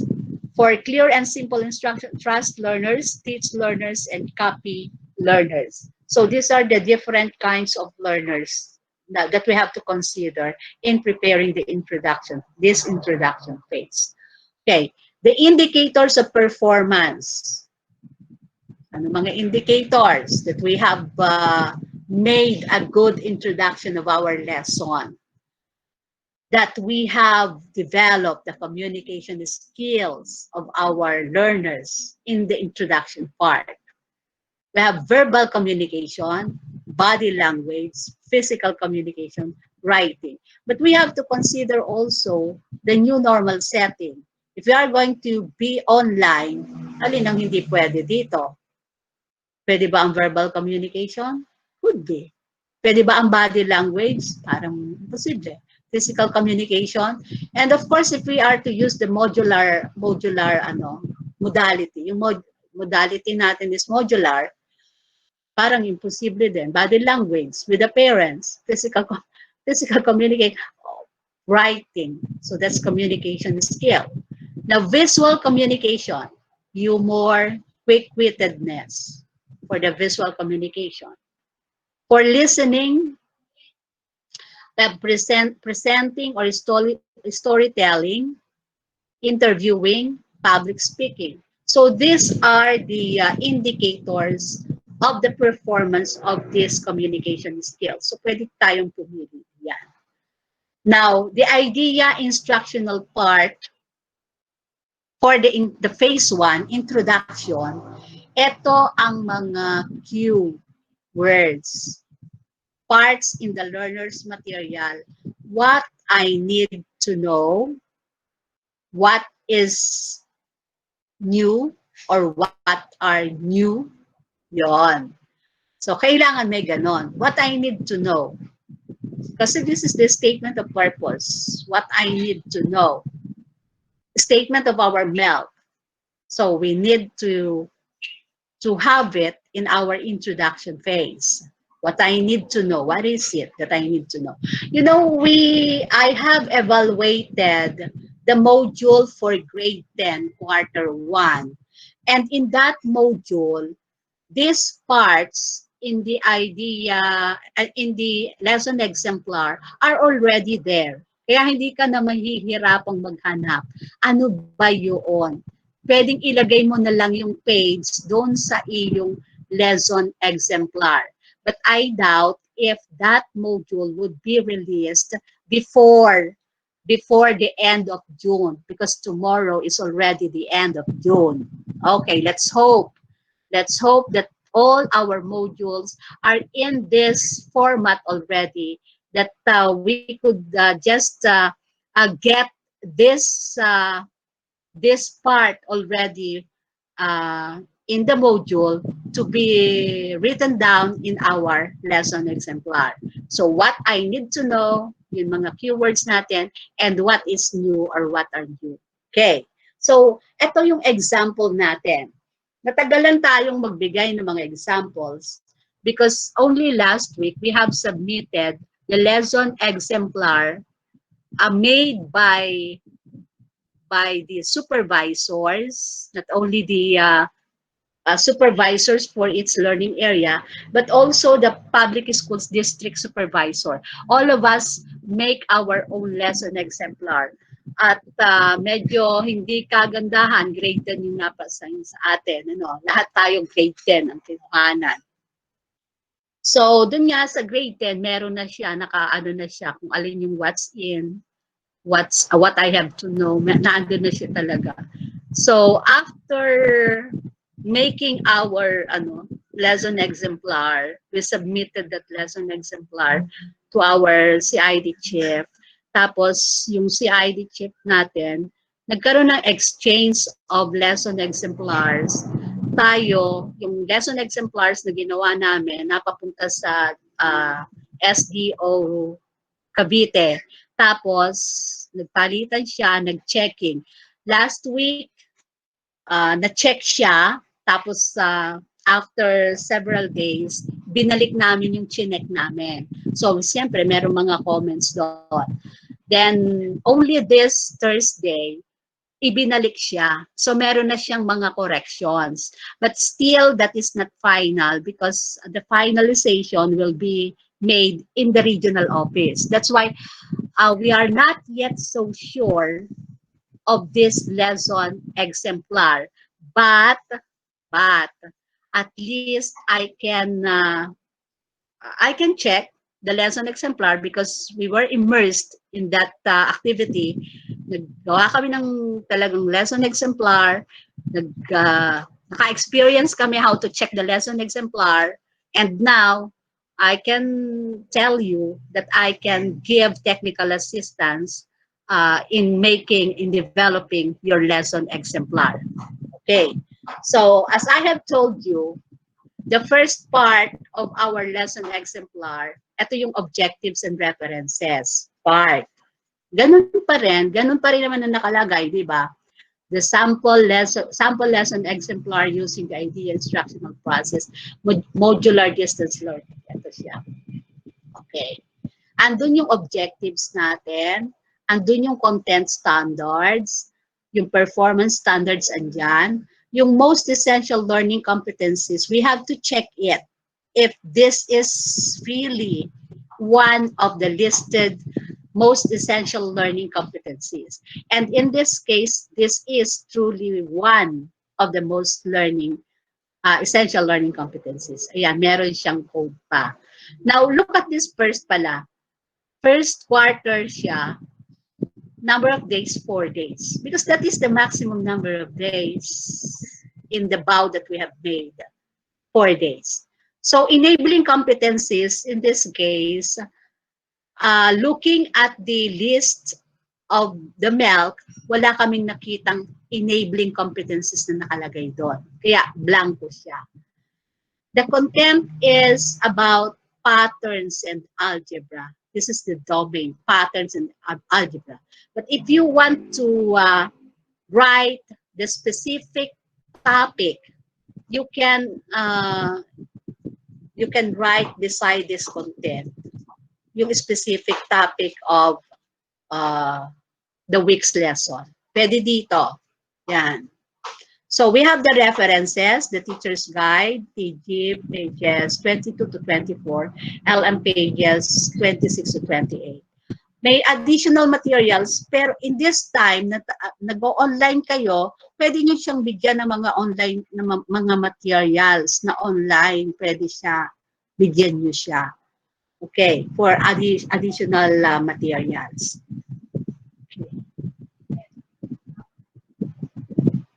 Part 2, the procedures. Let's have letter A, introduction. Ayan nakalagay dyan, what I need to know. What's new? What I need to know. Present the key concepts of sequence and the learning objectives of the lesson to make the learner aware of what are being expected in this lesson. As a springboard to the next lesson, let the learner recall the previous lesson by answering activity 1, divide and conquer. Okay. Di ba ang introduction, sabi natin, we have to develop the communication skills. Pwede siyang visual, pwede siyang written, communication skill, mga ganon. So dito, just make sure that the communication skill will be developed. So kung may activity kayong ganito, paano siya magiging paano siya makaka-develop ng communication skill ng ating learners? Kasi dito hindi siya detailed, di ba? Ang introduction na to hindi siya detailed. Kasi dito nga may nakuha na kaming meron na siyang module kung saan na andun nakadetalye kung ano yung mga activities dito sa what I need to know. At meron siya ditong detalye doon sa what's new. Meron na siya doon. May mga discussions na siya doon. So no need to write here.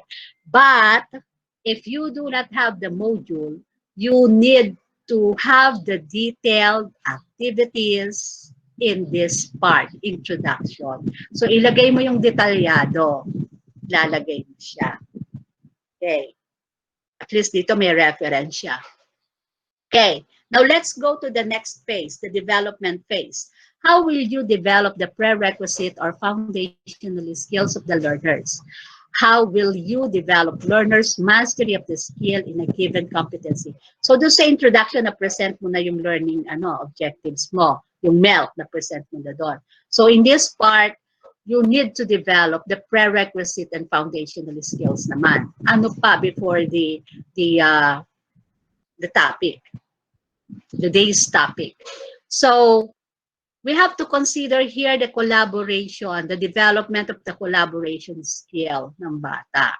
Leadership and intuitive cooperation, flexibility, responsibility and productivity, responsiveness and constructive feedback, then sharing resources using various levels. Okay.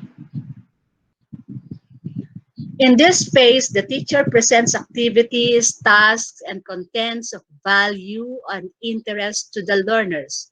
Most of these activities and tasks must simply and directly revolve around the concept and the skills of the MELT.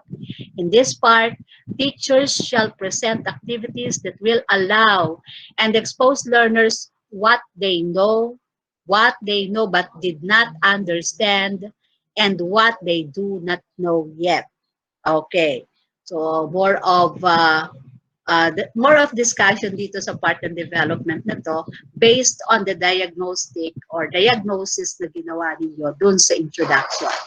The needs of learners in the development phase, directive assistance, collaborative assistance, non-directive assistance. So based from the introduction, yung diversity of learners will be able to identify who are those that are in need of directive assistance, who are those that are in need of collaborative assistance, and those that are in need of non-directive assistance. But of course, in only one session, you cannot do it.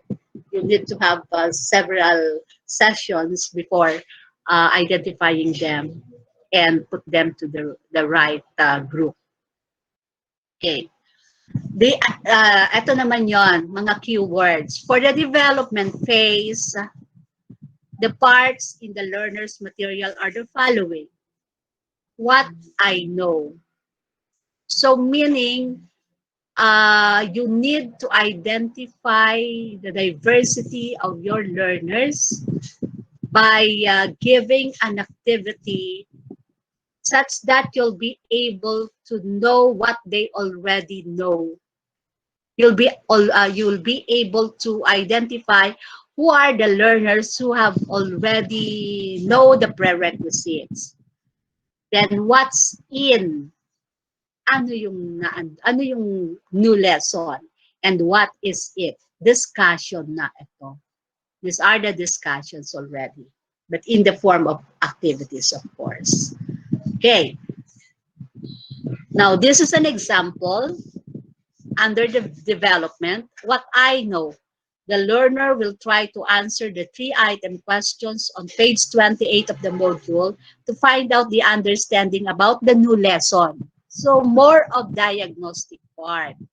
Parang titingnan mo lang kung how far have they learned from the new from the past lesson as related to the present lesson. Parang ganon. What's in? The learner will do the 5-item activity on the module page 27 with this instruction. And circle yes if you think that the given number pattern illustrates geometric sequence, otherwise encircle no. And what is it? Ask learner to read and understand the given explanation and illustration on page 28. Ayan. Given question to check the understanding. Okay. But of course, you have to consider in this part the skill that you should develop, the collaboration or collaborative skill of the learners. Okay. Next, engagement. Engagement, what appropriate pedagogical or real-world tasks and learning opportunities will be presented and implemented for all types of learners to learn. Ito yung critical thinking. I-develop dito ang critical thinking of the learners. So information, ideas, discovery, comparison and analysis, interpretation, reasoning. We have constructing arguments, then making alternatives, problem solving, kaya tayo naman hindi masyadong mahirap yan eh. Dahil lagi tayo may problem solving. Kaya yung critical thinking sa atin talagang very common sa atin. Because not only that, it is one of the twin goals. Talagang kailangan, meron talaga tayong mga activities for critical thinking, development of critical thinking. Okay, in the engagement phase, the teacher allows the learners to be engaged in various tasks and opportunities in building their KSA. May V pa dapat, may values pa dapat. Knowledge, skills, ability to meaningfully connect their learning. This further requires teachers to engage and expose all learners to real-life situations that will ignite their interests to meet the expectations, make their performance satisfactory, or produce a product or performance. The task in this part shall connect with the activities in the development part. So, more on exploration ito. Curiosity plus interest is equal to engagement. Okay. The needs of the learners in the engagement phase are varied cognitive tasks, learning opportunities, real or relevant life tasks, varied learning spaces, mga authentic activities. Okay. The keywords for this engagement phase, we have what's more, what I can do, what other enrichment activities can I engage. But this one, this is optional. What other activities or enrichment activities can I engage in? Okay. Example for engagement, we have what's more, let the learner deepen the knowledge by simple reflection of what have learned, what he or she have learned. Let the learner do the next activity on page 29. Luckily, we have that module. What can I do as to do the practical application of concepts and the skill by trying the activities? Suppose the amount of water in the bottle doubles every second. It is consistent until the bottle is filled with water, having 100 ml after 1 second. Let the learner record the findings or answers. What other enrichment activities can I engage? Or this is an additional activity. Answering more exercises. Okay. Assimilation. What are the ideas or contexts that will be presented to so that learners can assimilate or refine their KSAVs. Okay, here the focus skill is creativity, the process of designing a new, innovating, and pertinent way of responding to a potential problematic situation, which is valued by a group of preference on a context-specific situation. Idea generation, idea refinement, introduce a new design, format or process, openness, and encourage to explore, work creatively with others, innovation, creative results, outputs, and solutions. Okay, assimilation in this phase, the teacher brings the learners to a process where they develop ideas, interpretation, mindset, or values, and create pieces of information that will form part of their knowledge in reflecting, relating, or using it effectively in any situation or context. This, para ito yung the grasp model before. This also requires teachers to encourage learners in creating conceptual structures, giving them the avenue to integrate new and old learnings. The process of taking in and fully understanding the information and ideas, it is the blending of the previous information and the new knowledge. Assimilation occurs when a learner encounters a new idea and must fit the idea into what they already know. More of application. So need of learners in the assimilation phase, community context. Paano i-contextualize yun? Processing time and acceptance. The keywords, wala pa pala. Artistic creativity, we have problem solving, troubleshooting, critical thinking, innovating. Designing logos, writing advertising materials, creating packaging for a product. Design, build, invent, create, yung mga nilaglag, mga nilaglag kanina sa mail, compose, derive, modify, and develop. That's why I told you, all those else's that were dropped are not necessarily eliminating those else's. They might be needed in some cases. Okay. We have assimilation, the keywords, what I have learned, what I can show, beyond what I have learned. Parang ganon. What I have learned, what I can show beyond what I have learned for enhancement. Sample for assimilation. What I have learned, let the learner formulate the concepts learned based on the exercises and activities conducted. You allow learner to think of what personal activity can this learned concept and the skills be applied. What I can do or assessment. The learner will answer the provided formative items. State whether each of the following sequences is geometric or not. If it is, find the common ratio. Meaning, assessment would be one sa assimilation. Could be given because in giving the assessment, they will be able to realize whether they have learned or not. So what I have learned. So then let them reflect. In the last part, the reflection part, the learners in their notebook, journal, or portfolio will write their personal insights about the lesson using the prompts below. I understand that, I realize that, or ask them to write the following on their exit slip or card, all things that they have learned, 2 questions that they need to clarify, or any quotation that they still have in mind, parang ganun. Any question, or any question that they still have in mind.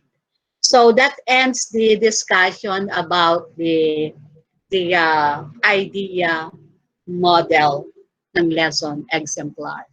Okay, this is just to remind all of you that in essence, for school year 2020-2021, the first reminder is that DLE and DLP are now known in the new normal for Calabarzon only as idea exemplars, and are ready for use by all teachers aligned to the pivot learners material by August.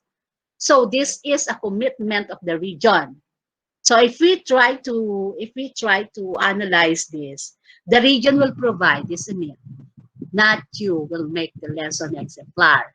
That's why I am hesitant in asking you to make your own lesson exemplar, but you'd rather do it para may backup tayo. If in case the region fails to provide the lesson exemplar, we have our own. So parang ganun siya. Ano?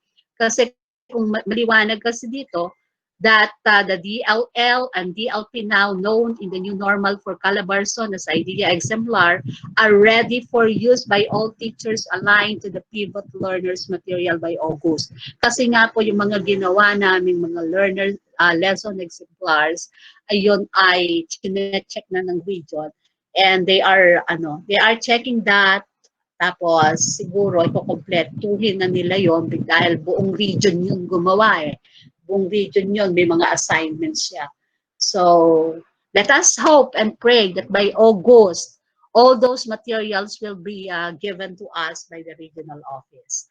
Second, teachers shall redevelop and design varied new and additional enrichment, remedial, and assessment materials for its milk at the end of each month. So what you really need to do are varied new and additional enrichment material, remedial, and assessment materials for its milk at the end of each month. Okay? So with this, some questions will be asked, of course. Let us have our open forum. But before that, let me end with this quotation. When you face difficult times, know that challenges are not sent to destroy you. They are sent to promote or increase and strengthen you. Thank you very much. Very much. Okay.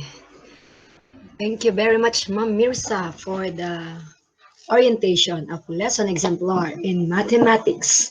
So mathematicians, math lovers, if you have any questions, you can type your question in the chat box, indicate your name and school. So write your name, name, school first, and then your question.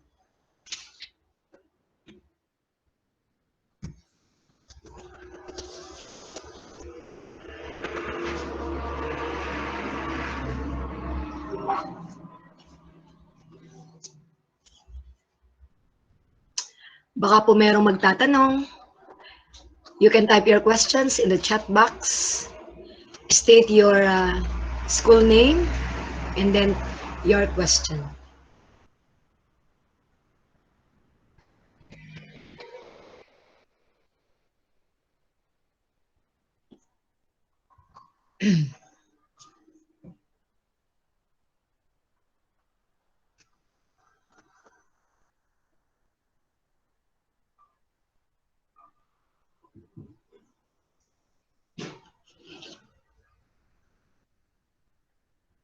Sige na po, huwag na pong mahiya na mag-type ng question para po maitanong natin at malinawan kung ano po ang ating mga katanungan.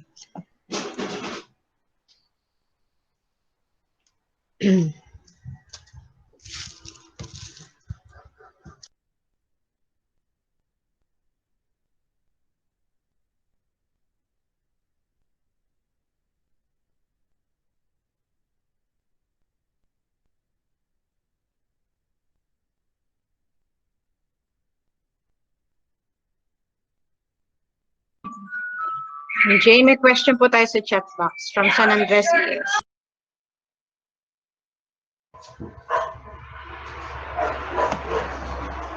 Okay, from San Andres Elementary School.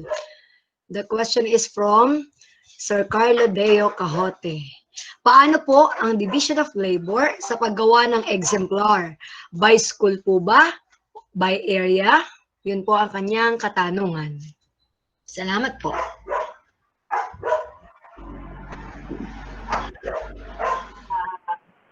Sa paggawa po natin ng lesson exemplar, siguro, kung by district, medyo mahirap, malaki. Ano po? Parang iba doon sa ibang subject, parang by grade sila. Pero buong district. May suggestion po ba kayo kung paano natin gusto nyo mas maluwag sa inyong gawin? Para, kasi syempre tayo ang sasagot nito, hindi naman ito masasagot ni Ma'am Mirza. May suggestion po kayo kung ano yung mas maluwag sa inyo? By grade na buong district? By grade, kasi syempre, by grade na by area?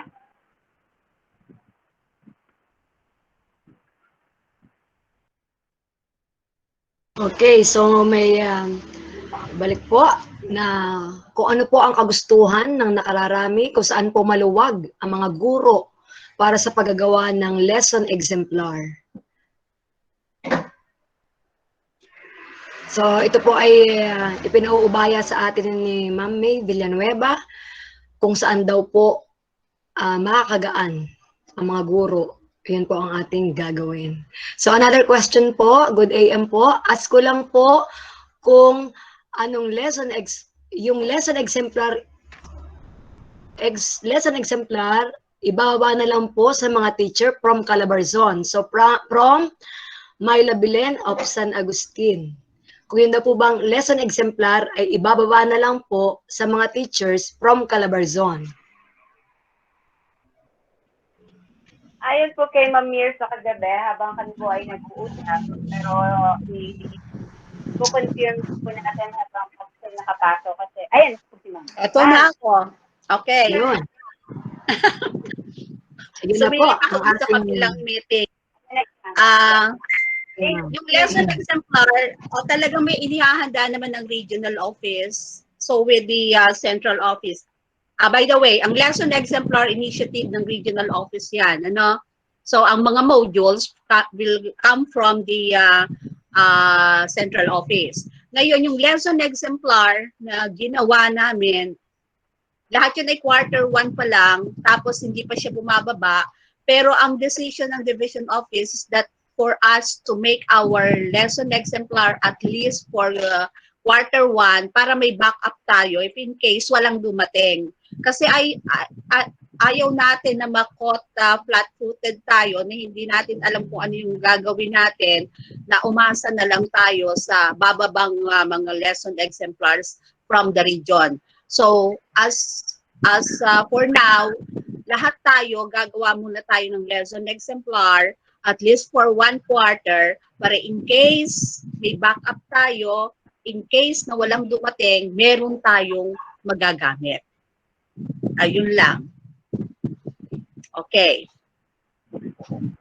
Maliwanag po ba ito? Mapwede po na by grade. By?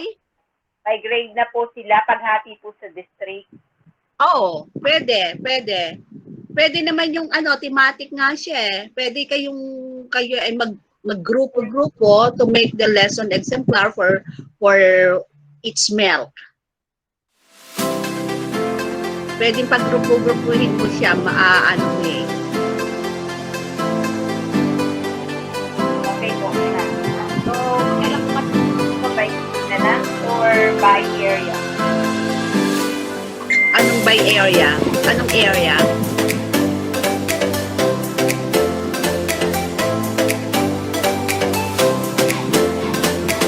Yung by area po na sinasabi ni Ma'am May, kami po sa Alaminos District ay meron pong 4 na areas. Yung po area 1, po area 1 po ay Central of Alaminos Elementary School. Ang area 2 po ay Del Carmen, San Benito, San Agustin. Area 3 po ay De Mesa, San Miguel, San Roque, and Santa Rosa. Area 4 po ay Palma, Ponciano, San Andres, at San Ildefonso po. So sa ganyan, wala akong say doon. Si Ma'am May ang magde-decide regarding that grouping. Okay? Salamat po.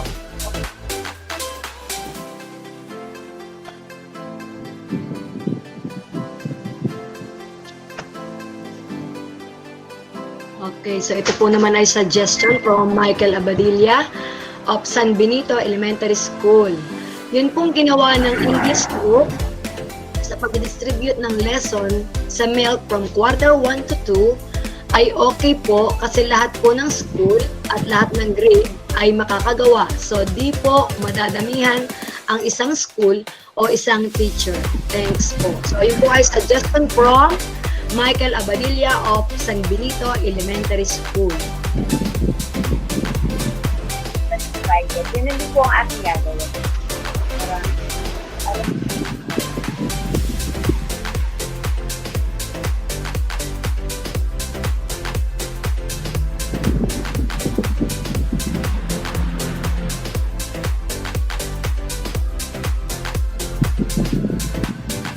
From Ponchano Alsona Elementary School.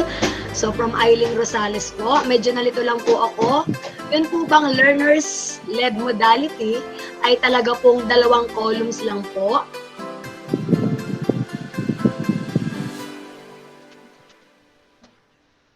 Oo, yun yung sinabit namin sa region. 2 columns only.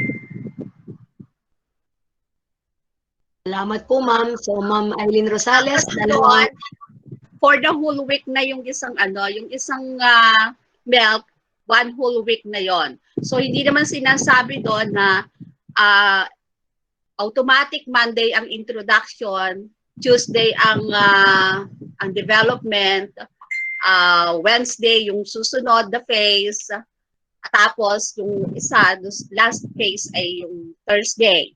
So, hindi ganon. Free kayo na halimbawa maganda ang inyong pagkaka-deliver. Introduction and development, halimbawa nakuha nyo na ng the whole week, the rest mastery na lang siya. So hindi kayo nakabox na eto talaga sa Monday, eto talaga sa Tuesday, hindi ganon. Kaya yan ay 2 columns lang, yung the whole week, kayo nang bahala doon. Depende sa learner's needs. Okay? Okay, maraming salamat po, ma'am. Sana po ay nasagot ni ma'am ang inyong katanungan. So baka po may mga katanungan pa po, paki-type na lang po sa chat box. Salamat po.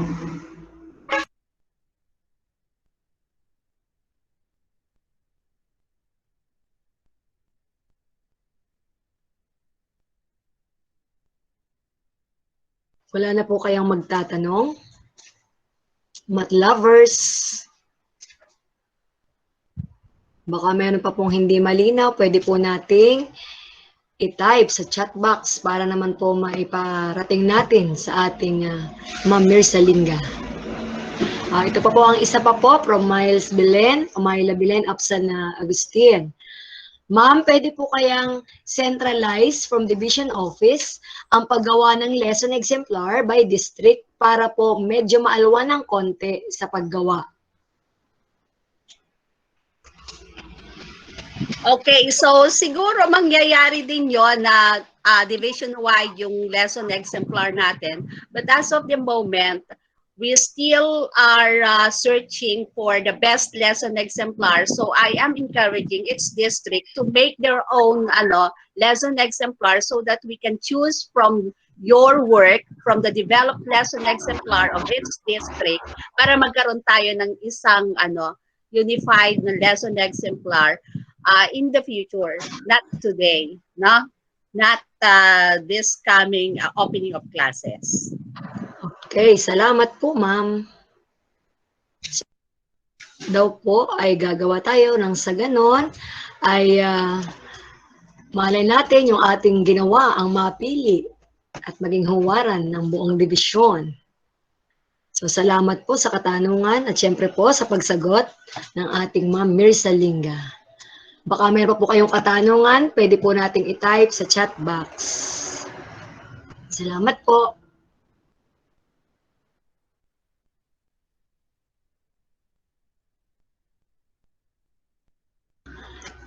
Ito pa po ang isang katanungan from San Ildefonso Elementary School from Ma'am Dorin Bilena. Alin po ba ang susunding bow? Ang RO number 10 o yung 306? Salamat Yan. po. So nakita niyo na yung difference ng bow at saka anong milk. Ano, 'di ba may milk tayo? Excuse me. Meron talaga siyang difference kasi yung bow natin, that is initiative from the regional office. Yung milk natin from the central office. So siguro ang susundin natin is the milk, pero yung as regards to the number of days, makikita nyo lang yun dun sa bow. Dun sa milk natin, hindi natin makikita yung ating number of days, but yung week naman doon, week 1, week 2, week 3, kitang-kita din naman yon. So, pag gano'n nagkaroon ng conflict between the regional issuance and the national issuance, laging ang susundin natin doon is the higher level issuances. Ano? So, yun nasa milk ang susundin natin. If in case merong discrepancy. Okay, so yun daw pong galing sa mataas ang ating susundin. So, nawa po ay nasagot ang inyong katanungan, Ma'am Doren Bilena. Baka meron pa pong magtatanong, open pa po tayo for your questions.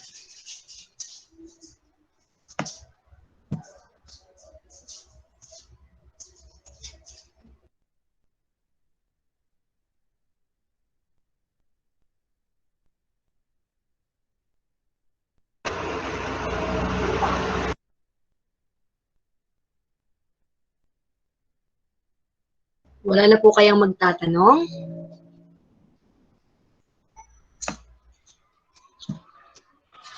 Yan na po, Ma'am Jane.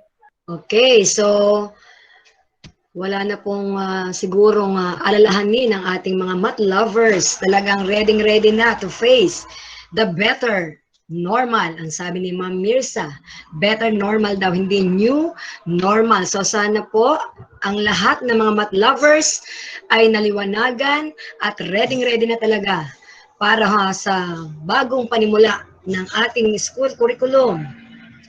School year 2020-2021. Okay, so maraming salamat po, Ma'am Mirza Linga, sa inyo pong pagtugon sa mga katanungan ng mga mathematicians ng Alaminos District.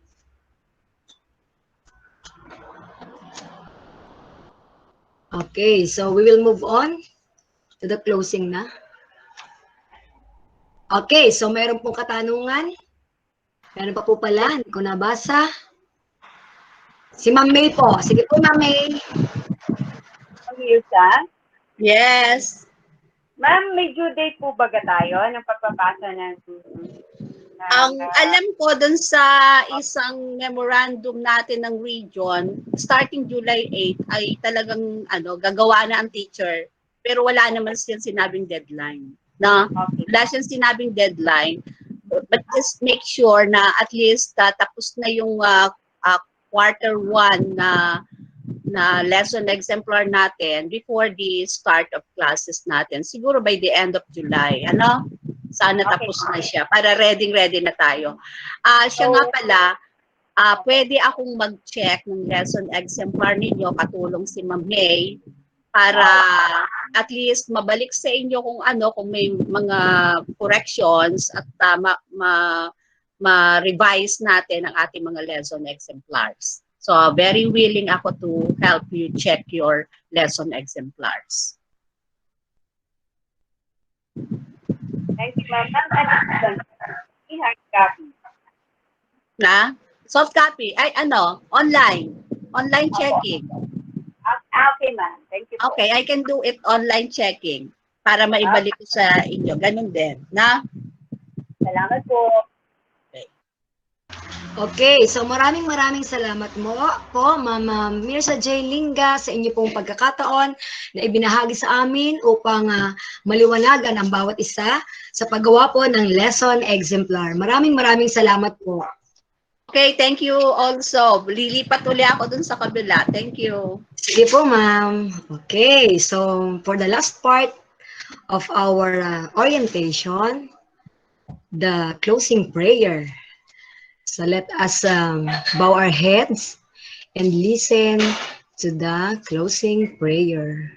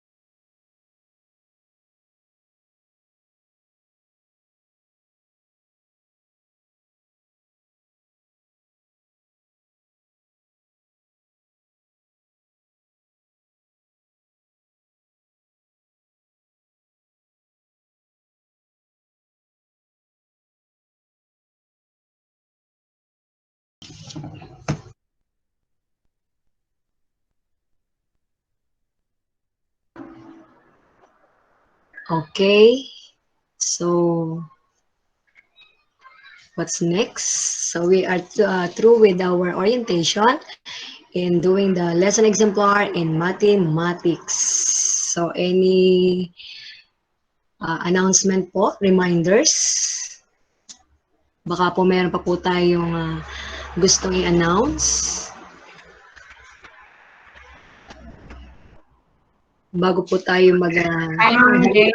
Pa? Meron po tayong evaluation link, ilalagay po sa ating chat box. Okay, Evaluation. so, according to Ma'am Ross, meron po tayong evaluation link. Itatype na lang po sa chat box. Pakitingnan na lang po, pakibasa para po ang lahat ay makapagsagot sa link. Maraming salamat po. Baka meron pa po.